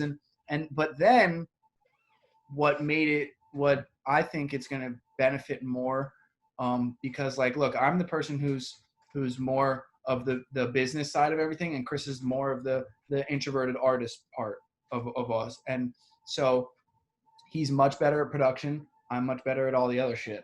Like that's just, we balance each other out with that. And this is going to be an opportunity for me to now learn even more about what he's doing in production and the little things, because now instead of me being here looking at Ableton on the laptop with him and him focusing, and sometimes we're both front and center. So like, I think it's going to speed up the process of me getting my production up to closer to him, which is going to make it even easier for us to, instead of the best way of us doing it right now, which is us together, we can then be like, Chris doesn't have time today, but I have an hour. I have 2 hours that I can sit and work on the music, and then send it back to Chris. And then maybe we meet up the next day. And so right now it's, when we work on music, it's either Chris is working on it alone or I'm working on it with Chris. I don't work on the stuff on my own. I haven't gotten to that point where because in my own head, I'm like, Chris is way better and I suck, right? Like that's the message, the first thought, right? Yeah, that's the first thought. Yeah. That's the first thought. That's not a true thought. That's the first thought. Right. And so I don't want to mess it up. You know, even though like he'll still have the original project file. Like I don't want to mess it up. I don't, you know what I mean? Anything to get out of it. Right. So I know that when I'm his ability to go from idea to into the computer like that. Yeah. Me to do that, I lose the idea. You just don't have an expertise in the program. Yeah, exactly. You know, if you knew the program extremely well, you'd be proficient at it. Yeah. Or you'd be a lot better. And Chris has gone through the process of doing that so much more than I have. So that's why he's better at it. It's as simple as that. Yep. He's worked at it harder than I have, and he's put in more time to do it than I have. So that's why he's better at it than I am. Right. And I have no problem admitting to anybody that Chris is the one that is responsible for our tracks getting signed. Like, right. But at the same time, like, also, like, my contribution, without that part, I don't see them getting signed either. Right. You need like, both of you. Like, not just the fact that I'm the one, you know, sending out the emails and talking to people and getting the stuff signed. Just the simple fact of, like, my input on the ideas of the songs and what we're doing. Like, it doesn't, like, the reason why the songs are coming together so well is because of both of us, not just because he's a good producer. Right? Absolutely. So, Absolutely. Like, that I know. I know. And, yeah.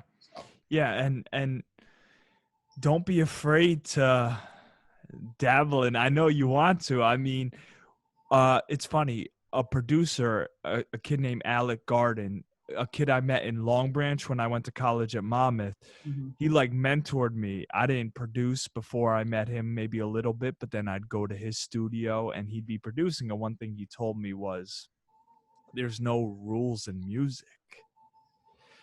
Like, there's no rules. There's definitely guidelines. There's definitely guidelines. But what's helped me so much, like, if you listen to my music, I have like 9 different genres. So, like, the only reason I can do stuff like that is because I remember what he always told me, that there's really no rules. There's no rules, dude. There's none. You know? Yeah. When I was doing Free Yourself before, genres are just limitations was like my whole hashtag with it. Now with the remote controllers, like, the thing about our duo is that it's not that I've boxed us in, it's that I want the remote controllers brand to be bass house and tech house. I want Chris and I to be able to make whatever we want, but like, if we come out with a pop song, like, I want it to be like, it's by Ryan Janni, produced by Chris D'Souza. Like, I don't want it to be associated directly with the remote controllers, but like, I want it to still be like, I still want to make music with Chris. Like, I don't ever want to step, like, I love that process. And I have such a respect for his talent musically and as a producer. Like, his music theory knowledge and his production ability is great. I have such a respect for it. I love that process of making music with him because I love seeing him. Like, there's sometimes when, like, I'm in the room and Chris is just like, hold on, and puts the headphones on and he's in there and he's like this close and he's like getting into it. And then he takes the headphones off and he hits the space bar. He's like, listen to this. And I'm like, that's way different than that's beautiful. Like, that was sick, man. Like, so, and before I used to, because like I wanted to learn, I wanted to, I caught myself. I didn't want to put in the physical work. I wanted to learn by soaking in what he was doing, but that was,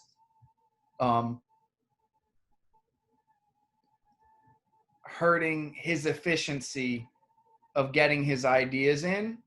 So before it was like, Chris, like, can you not do that? Like, I'm trying to watch what you're doing and I want to learn. But in reality, like when you're in the flow of doing it, that's not the time to teach.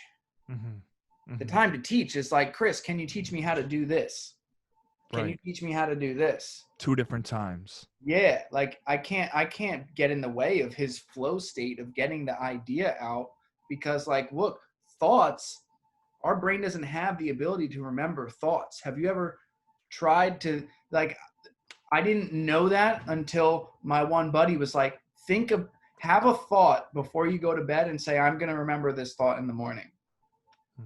Can't do it. Not when you're fighting dragons in your dreams, bro. All that fucking thing. You wake like, up. If you just like, you don't say, you say like coconut in your head. I think of coconut because I'm drinking coconut LaCroix. It's say the word, you're laying down, say the word coconut in your head. Try and think of the word that you said in the morning, and it won't work. Now, if you use coconut, you're going to remember it because we're having this conversation. You know what I mean? Right. Like, not because that's the word you're choosing now, saying it out loud, and you know what I mean? I totally know. Chris was trying to catch lightning in a bottle, like a lot of artists do. And you were at times like, Chris, slow down and teach me how to catch lightning in a bottle. Meanwhile, he's like, dude, then I'm not going to catch lightning in a bottle, bro.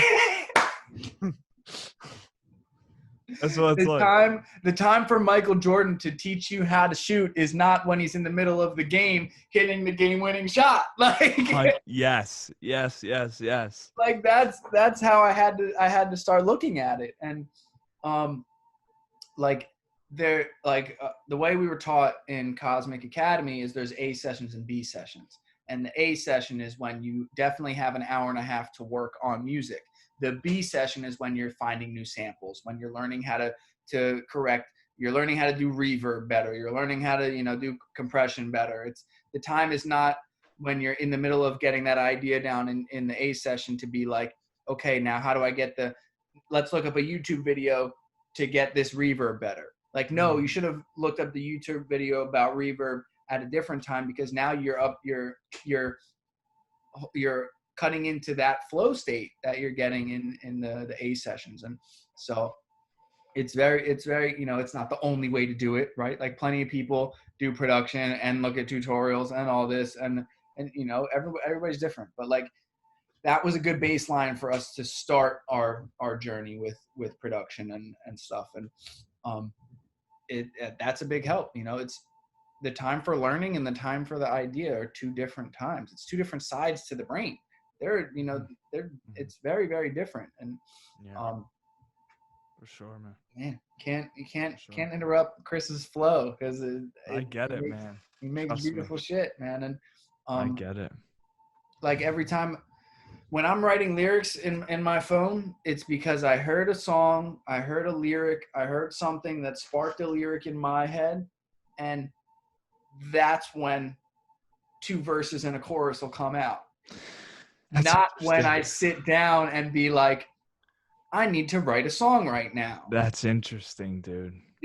I've known that. I've noticed that, especially during this quarantine, because during this quarantine, I was like, here's more time for me to write more music.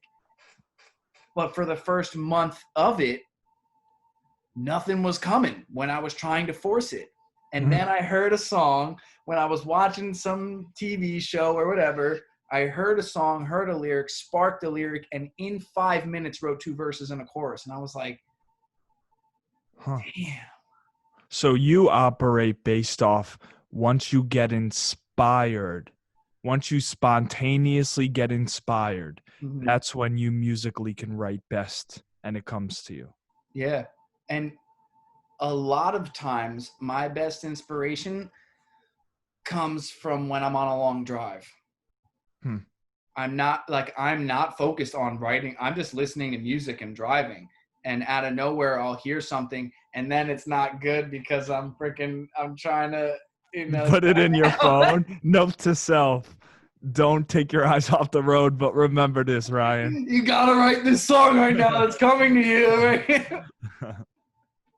The voice to text doesn't work well with my voice. Do the voice memos. Oh yeah, just record me Voice, yeah, saying just it. record your voice, bro. That's, you know what? That's very underutilized. Like, as an artist and a vocalist myself, I never utilize it. But what I want to kind of do is send the voice. You know how you could text people your short voice clips? Yeah. You record your voice and send it, and you hear Ryan like, "Yo, Jay, what's up?" Like, that's Oh. that's underrated. That's underrated. You know? Yo, It's that's so so true. interesting that you do that, because I know a lot of artists that will get inspired and write down lyrics, or will get inspired and think of song ideas. And then when they go in the studio, they'll kind of make that. Mm-hmm. With me, it's so weird because it's the opposite, where I I sit down and say, "Okay, Muse," and then I write something. Mm-hmm. I don't walk around like, most of the time. Most of the time, I'm not walking around like, damn, like that's a beautiful blonde haired girl. Like, and then I'm thinking like, blonde haired girl on my street, and like, okay, blonde haired girl on my street. You know, Yeah. that I don't write like that. I get inspired throughout my days and my weeks. Like, this inspires me, and then I sit down, and somehow it comes. So you've developed the ability to turn on the creative part of your brain. Yeah, that's the only thing. Like, you've played a lot of sports. You're an athletic dude. Like, coaches talk all the time. You can't just turn on the light switch. That's the only thing in my life that I can actually like turn the light switch on. Mm-hmm. And Is, and yeah. as I mean, as an artist, that's amazing. Like that's amazing. Like I can't.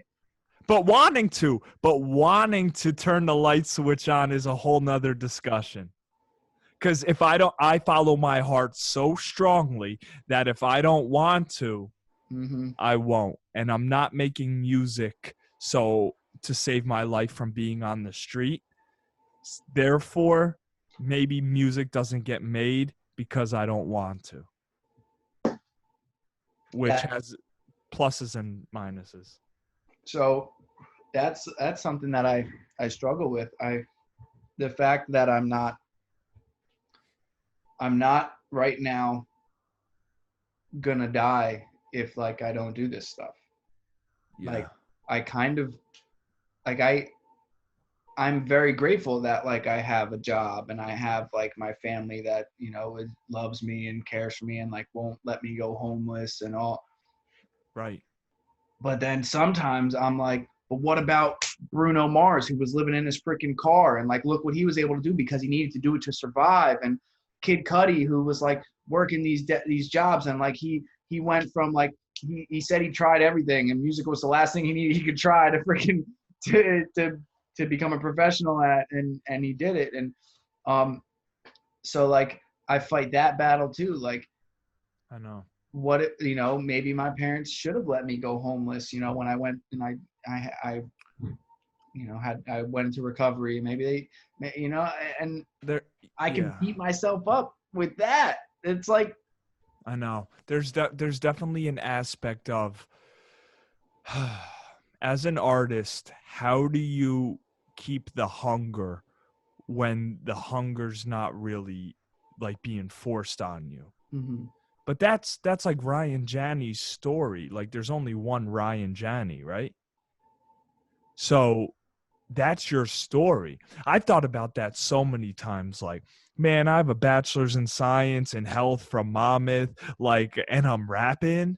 Like, dude, I don't have the hunger. Like, I'm from the suburbs. Like, how is someone like me gonna make it? But like, it's my perfect story because no one has my fingerprint. It's Ryan's perfect story, Like, this kid, dude, he's a recovering addict. Like, he's not out on the streets. Like, he's got stuff and he's got a little bit of money, but somehow he still found a way to make some cool stuff just because he loved it. Like, that's your story, Yeah, you know? man, that. It's a And cool story. Claude Von Stroke, who is the CEO of or the founder of Dirty Bird Records, which is like the one of the record labels that I really want to get signed to, that I really like. He put out like a post that just said, "Wow, you really are seeing who who really loves DJing and is doing it because they're loving it, because they're doing live streams and stuff like that. And that was a conversation that I had with, who was it? Man, I've had a couple people on now, so now I forget. But the conversation was like, if you were stranded on an island and no one was gonna hear your music, like, would you still be making music? But it's like, I can't stress enough how real that is. Mm-hmm. Because I love music so much, but I don't even know. Sometimes that answer's no for me. So, You know? my answer was, I love DJing so much that I started making music so that I could DJ what I want. Because like, I'm not going to get the gigs that I want, because people aren't going to hire me to DJ as Ryan Janni. I was getting the bar gigs that was like, you need to play this. You need to play this. We want you to play top 40. We're not hiring you as an artist. We're hiring you to entertain our guests. And the guests want top 40. The guests want this. So I started making music and get into production and started doing stuff with Chris, because I wanted us to get booked as, the remote controllers. I wanted to play our music. So I'm at a point right now where if I was stranded on an island, I know for a fact I'd be DJing, because like, I don't give a shit who's listening. It's so much fun for me to be DJing and mixing music, because there's no end to what you can do, right? It's like therapy for you, right? It's therapy. Dude, that's going through the process of making a mix. Like, I miss that, because there's so many, all the streaming sites and stuff with all the copyright. Like, that's why I stopped doing Free Yourself, last June, July, like, because Facebook kept kicking me off with the copyright. And it's like, look, the record labels are sending me this music. The artists are sending me this music. What more do I have to? They sent it to me to play. Why? This is not copyright infringement. They know I have a show. I'm linked up with a few record labels to send me their music that's coming out. And then the artist is sending me it, so all of them can get more exposure through my show. Yeah. Why is that copyright infringement, Facebook? It's not. Like, I'm not stealing the music. I'm not saying it's my music. I'm literally saying, this is a track by Jfrio that's coming out next week. Like, It's crazy.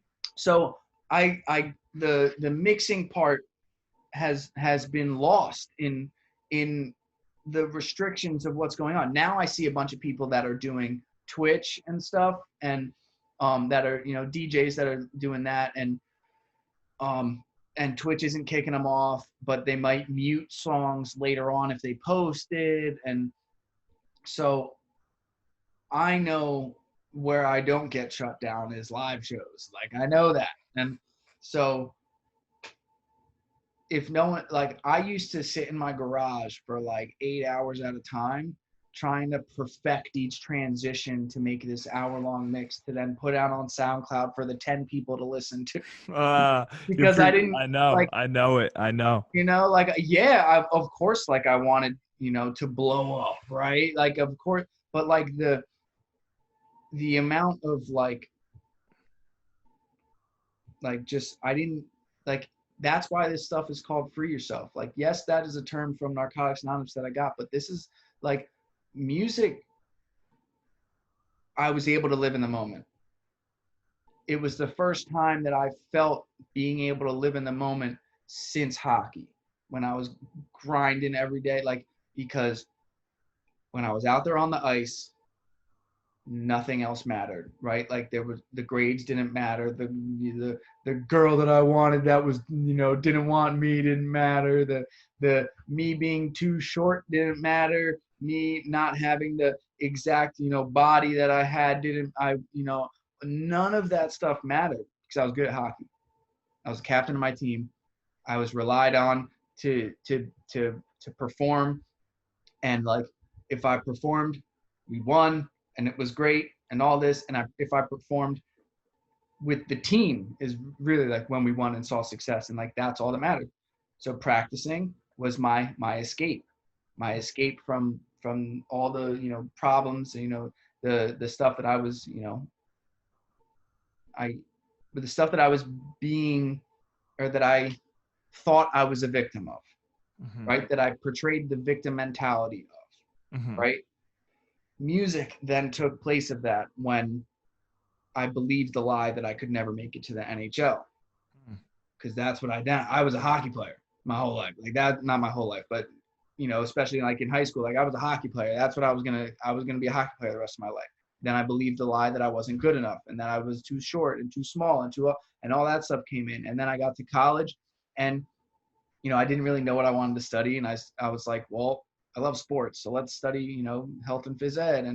And then like through there I was able to ignite my love for DJing. Like I'd always wanted to be a DJ. Like I always talk about, like when I was younger, like I wanted to be Dr. Dre, not Eminem. Like Mm. I gravitated towards that, and I remember seeing commercials for DJ school and being like, I want to do that, but like, how do you do that? That's not doesn't fit into the perfect life that I thought I had to have, which was high school, college, real job. Where does DJ school fit into that? It's not just like, it's not a summer camp that I can go to, you know what I mean? Like, so I didn't know it could happen. And then in college, like getting virtual DJ on my computer and being able to do That's that. big, right? That was huge for you. Oh, oh my God, like I can do this. Like, I and remember downloading that, like, what is this? And never tried again. yeah, I downloaded it, I put a song in, I played it. I'm like, what do I do now? yeah. I'm very lucky. I had mentors in DJing and stuff, and in my Yeah. in my in my fraternity, and I Yeah. eventually started working for Shaper Sound Productions, which is a booking, Cool. kind of a booking agency, kind of a DJ mentor program ish thing. And Yeah. so I learned a lot through them, and then graduated, used all the graduation money, all those cards to get DJ equipment, and That's what I'm talking about, man. That's your story. Like that's just as cool as the dude that was broke selling crack that made it, yeah, you like I was know? the one, I thought I had to live this certain life, and then was Uh, able to like break free from it and dude, like do what I really wanted to do. And like now it's about how I'm not doing it to become rich and famous and get rich, right? But I do want this to be my only source of income, or mhm, my main. I want to be able to live off of music instead of mhm, having to still, like, I still have a job. You know what I mean? mhm, Like I don't want to have that job to pay the bills. Where like I've had a lot of success in music. I've opened for a lot of big people. Like I've had, I had success with our first release. We have music coming out, but mhm. like music don't pay the bills Top unless you artist. find ways to monetize it. Like it's Yeah. as simple as that. You'll starve if you think music's the only thing in your life Mm-hmm. before you're popping. But dude, it's so true, man. I mean, we both relate where it's been there for us. And I don't know about you writing your lyrics, but I know when I make songs, we talk about it as a form of therapy. And to be honest, 50% of the reason I write a song, I'm talking to other people. But 50% of the reason I write my lyrics and release my music is so it can be a reminder for myself. I'm almost writing Mm-hmm. all these songs to remind myself, you know? Absolutely, absolutely, man. There's a reason why most of my lyrics is heartbreak. It, Yeah. it's Right, like right. it's it's to get through that shit. Damn straight. Like as It, simple as that. Like I can talk about how happy and positive and all, and post all that stuff. But like the reality is, like, and I'm open and honest about it, like there's a lot that comes into getting to that point to be happy and positive and post that. And it's not all happy and positive all the freaking time. There's a lot of self-doubt, a lot of, am I going to do this? Am I going to make it? Is this working? Is, there's just a lot of negative thoughts that happen first, that I have to write the to-do list, write the affirmations, write the gratitude list, the exercise, the talk to people, that go to Narcotics Anonymous meetings and share where I'm at, and talk to my sponsor and write on step work and all this stuff that has to happen in order for me to be like, it's a beautiful day and I'm grilling some burgers in my Crocs. Like, Love that. I love the burger stuff, man. Because I love grilling. I get it. Dude, you using that is so beautiful. And I mean, that's why, honestly, when I'm in a good mood and I'm happy and I'm at peace, I don't really write music, dude, because the only reason I write music is so I could kind of get through the pain. Yeah. So when I really don't have a lot of pains, knock on wood, and I'm blessed for that, when I'm in a good mood and I'm happy, dude, I'm not really writing music. What am I going to write? I'm blessed. I'm happy. I'm blessed. Life's great. Life's great. And I'm happy.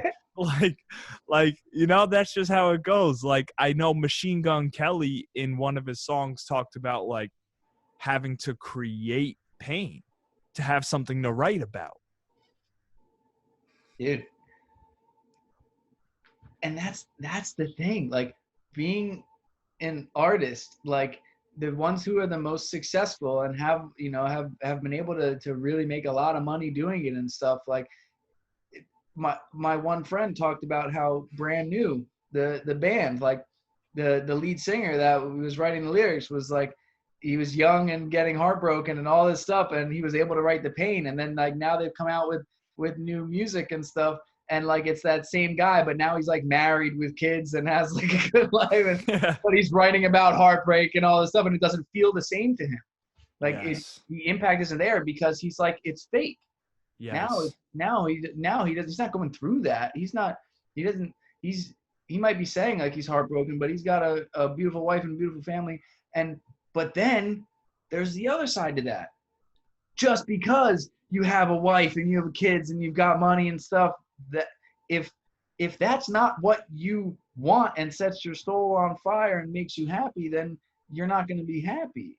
Like if you still want to be the single guy with all the girls in your big fancy mansion, but you're the guy who has to wake up at 6 o'clock in the morning to get his kids ready for school to bring, then you're not going to be happy doing that, So I know. There's no right way to do this. And that's why I love that quote. Like, if it makes you happy, it's not a waste of time. 100%. And the artists that, there's so many artists that die of overdoses that because like, and it's a lot of time, it's the best ones. Avicii, Mac Miller, like Jimi Hendrix, like all these freaking artists that die of overdoses. And like, it's a lot to handle. Yeah, like artists are sensitive. Yeah, the amount of pain that someone has to go through to create that amazing, beautiful song, like, and I don't know if it's worth it. Like, I don't know. Yeah, is it? Is it worth it? And shit, like, I know that if I don't do it, I'm not gonna make it. Right. Like, you miss 100% of the shots you don't take. Well, no, I mean, like, I'm not gonna make it through life. Oh, right. So rephrase what you just said. I'm gonna die if I don't. Not just because of like because of my own doing. Like, you know what I mean? Like, it's life. I'm gonna go down a dark hole if like I don't have this therapy of making music, of doing podcasts, of sharing my story, of talking, of just talking about it with people. Like, yeah, man. The beautiful part about, one of the beautiful things about Narcotics Anonymous is that it's taught me to survive my emotions. Like I had to develop coping mechanisms, not just stuffing down and digging in that hole with alcohol and drugs and whatnot. Like I needed to, all right, Ryan, like you're going through something. Like it's okay to feel this. You don't need to numb it. Right. It's So okay to feel now, the emotion. yeah, like it's okay to feel emotions. Yeah. Know that you're gonna get through it, Yeah. and like know that there's people that if there's a name for it, someone's already gotten through it. Right. Right. And not everyone, a lot of when you go to a Narcotics Anonymous meeting, you share about the darkest, deepest, most painful thing. You have someone laughing over there, not Right. because they're laughing at your story, but because they're like, "Damn, I went through that last week, bro. Like, Yeah. I'm good You're now, not though." alone. So like, You're not alone. And they're good now, and that gives you a lot of hope, right? yeah, When absolutely. you know they went through it and they're good and you're going through it. I mean, That's it. how many times, dude, have we been like on the verge of breakdown? Like, God, man, I can't do this. Like, I don't know how I'm gonna get through it. And then you got through it. But we forget, dude, that we got through those moments. That's why I have this too shall pass, dude. Mm-hmm. Dude, because we forget, man, that how many times have we had it where we've said to ourselves, I don't know how I'm possibly going to make it out of this. Mm-hmm. And then we made it the hell out. We made it, dude. We made it and made it and made it. Think back to like 4 weeks ago. You're like, if you're like stranded on a run, you think you're going to like die. And you're like, dude, I'd do anything to be okay. Well, boom, we're here. We're cool. Yeah. We're talking. We're okay, man. We made it. And a big that's a big benefit of exercise, man. Like how many times have you been through, like you just said, the run, the lift, the like, I'm just not doing this today, but you do it fucking anyway, and you get through it, and you're stronger, not just physically because of it, mentally because of it. Like Yeah. that's the extra. We can say what we want about actual physical gaining muscle and looking good. Like the biggest benefit out of all of it that I get from exercise is the mental gain, the going through that struggle mentally and Yeah, getting man. through it. That mental positive, that's the biggest benefit, dude. Yeah. It's just, it really is therapy to move your body. I mean, you talk about that moving quote. It's just, it's moving, man. Mm-hmm. It's moving, and it's finding things that make you happy, dude. Honestly, it's a struggle with social media nowadays because we get so wrapped in like, I want to feel important and I want a lot of people to follow me so the content I produce has life and I feel fulfilled and I want to feel important. Mm-hmm. That's a struggle. It's hard, dude. Yeah. Hard. When I first took Cosmic Academy, all I had was a personal Facebook page and a SoundCloud page to like post my mixes, right? And I was like, I don't want to get Instagram. I don't want to do this. I don't want to do that social media game. All that shit is just um, instant gratification of getting likes and like I don't want to play that game. And then the harsh reality that they told me was like, do you want people to hear your music? Yeah, dude. I know. I'll tell Like, what. Yeah, dude. I remember when I was living out in California, I had to be on it because I moved out there for that reason. So it's do that or starve.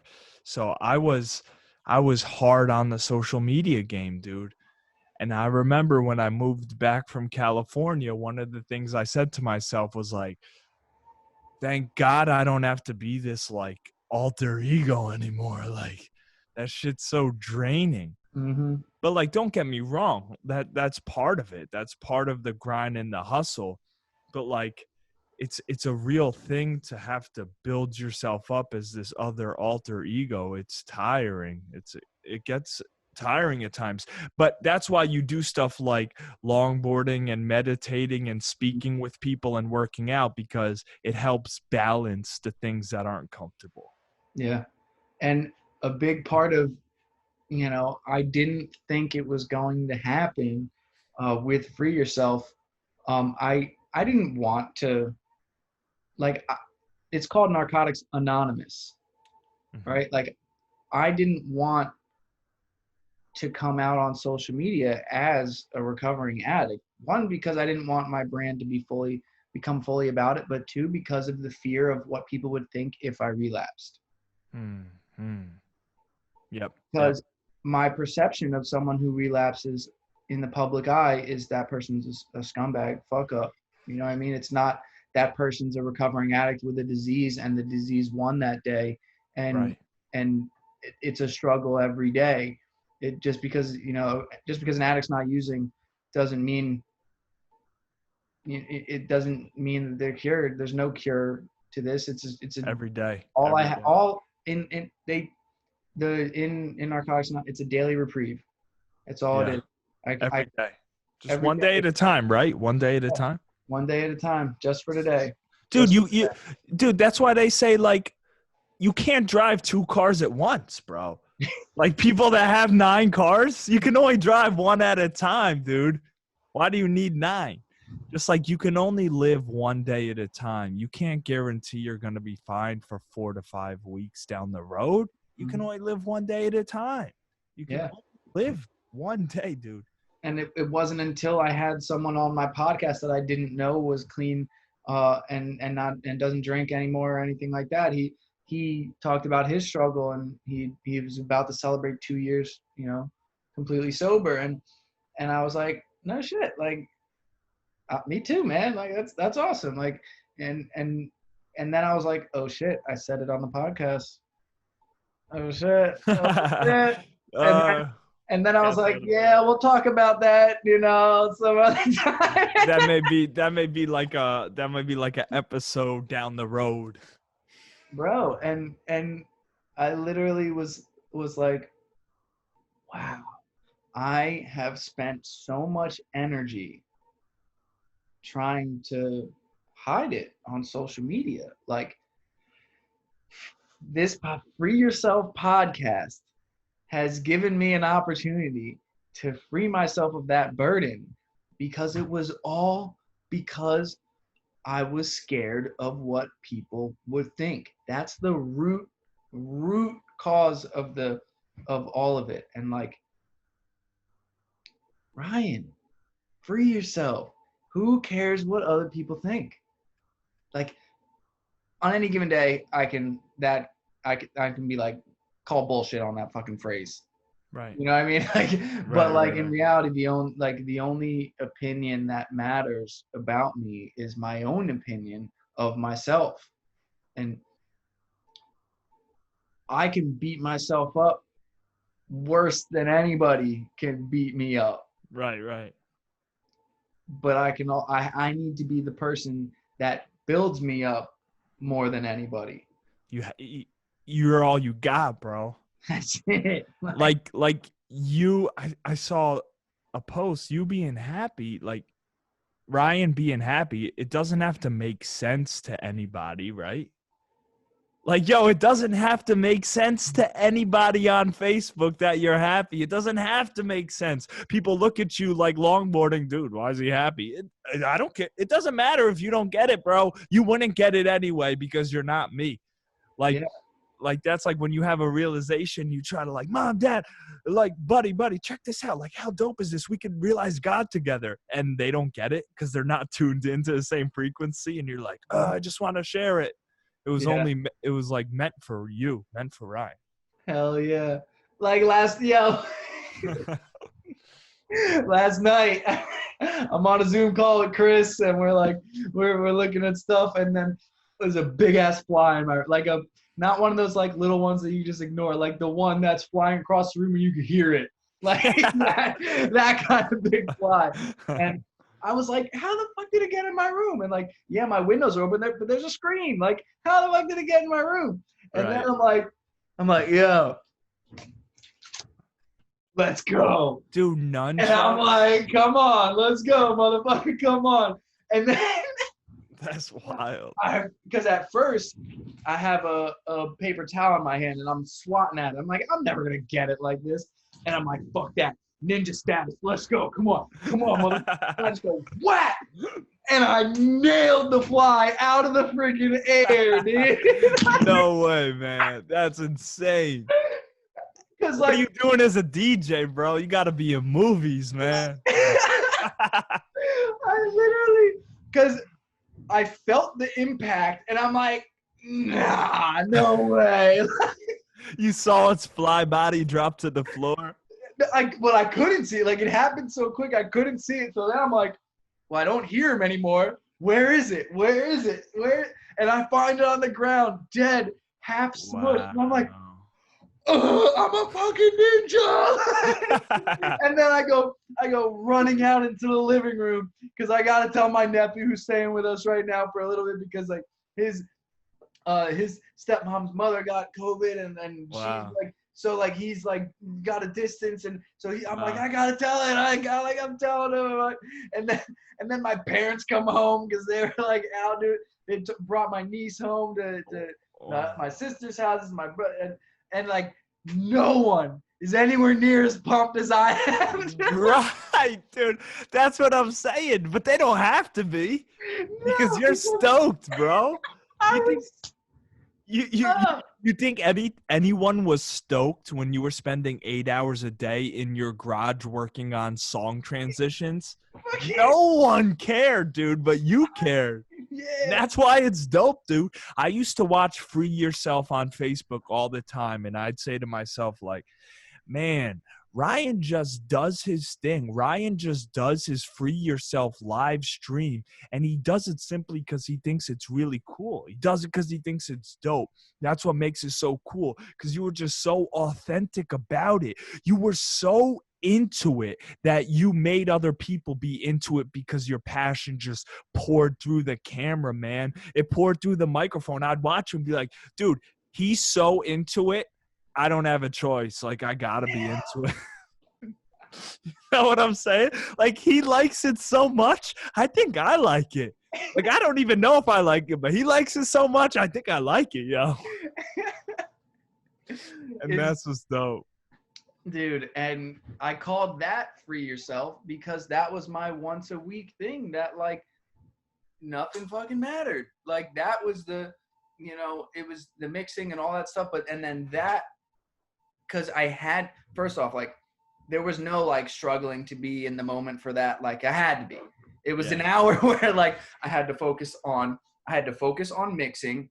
I had to focus on letting you know what the song was. I had to focus on making sure I have the next song lined up, making sure I can, there's no room for thinking about, oh man, remember my ex that broke my heart? Like there's no room. Yeah, right. There's no room for like, man, I didn't make that, because when I started, I was still in sales at Princeton Fitness and Wellness. And there was no like, oh, I got to hit 30 sales this month. There's none of that. Like nothing else mattered. And it was just like, I'm doing this and it's so much fun and I love it.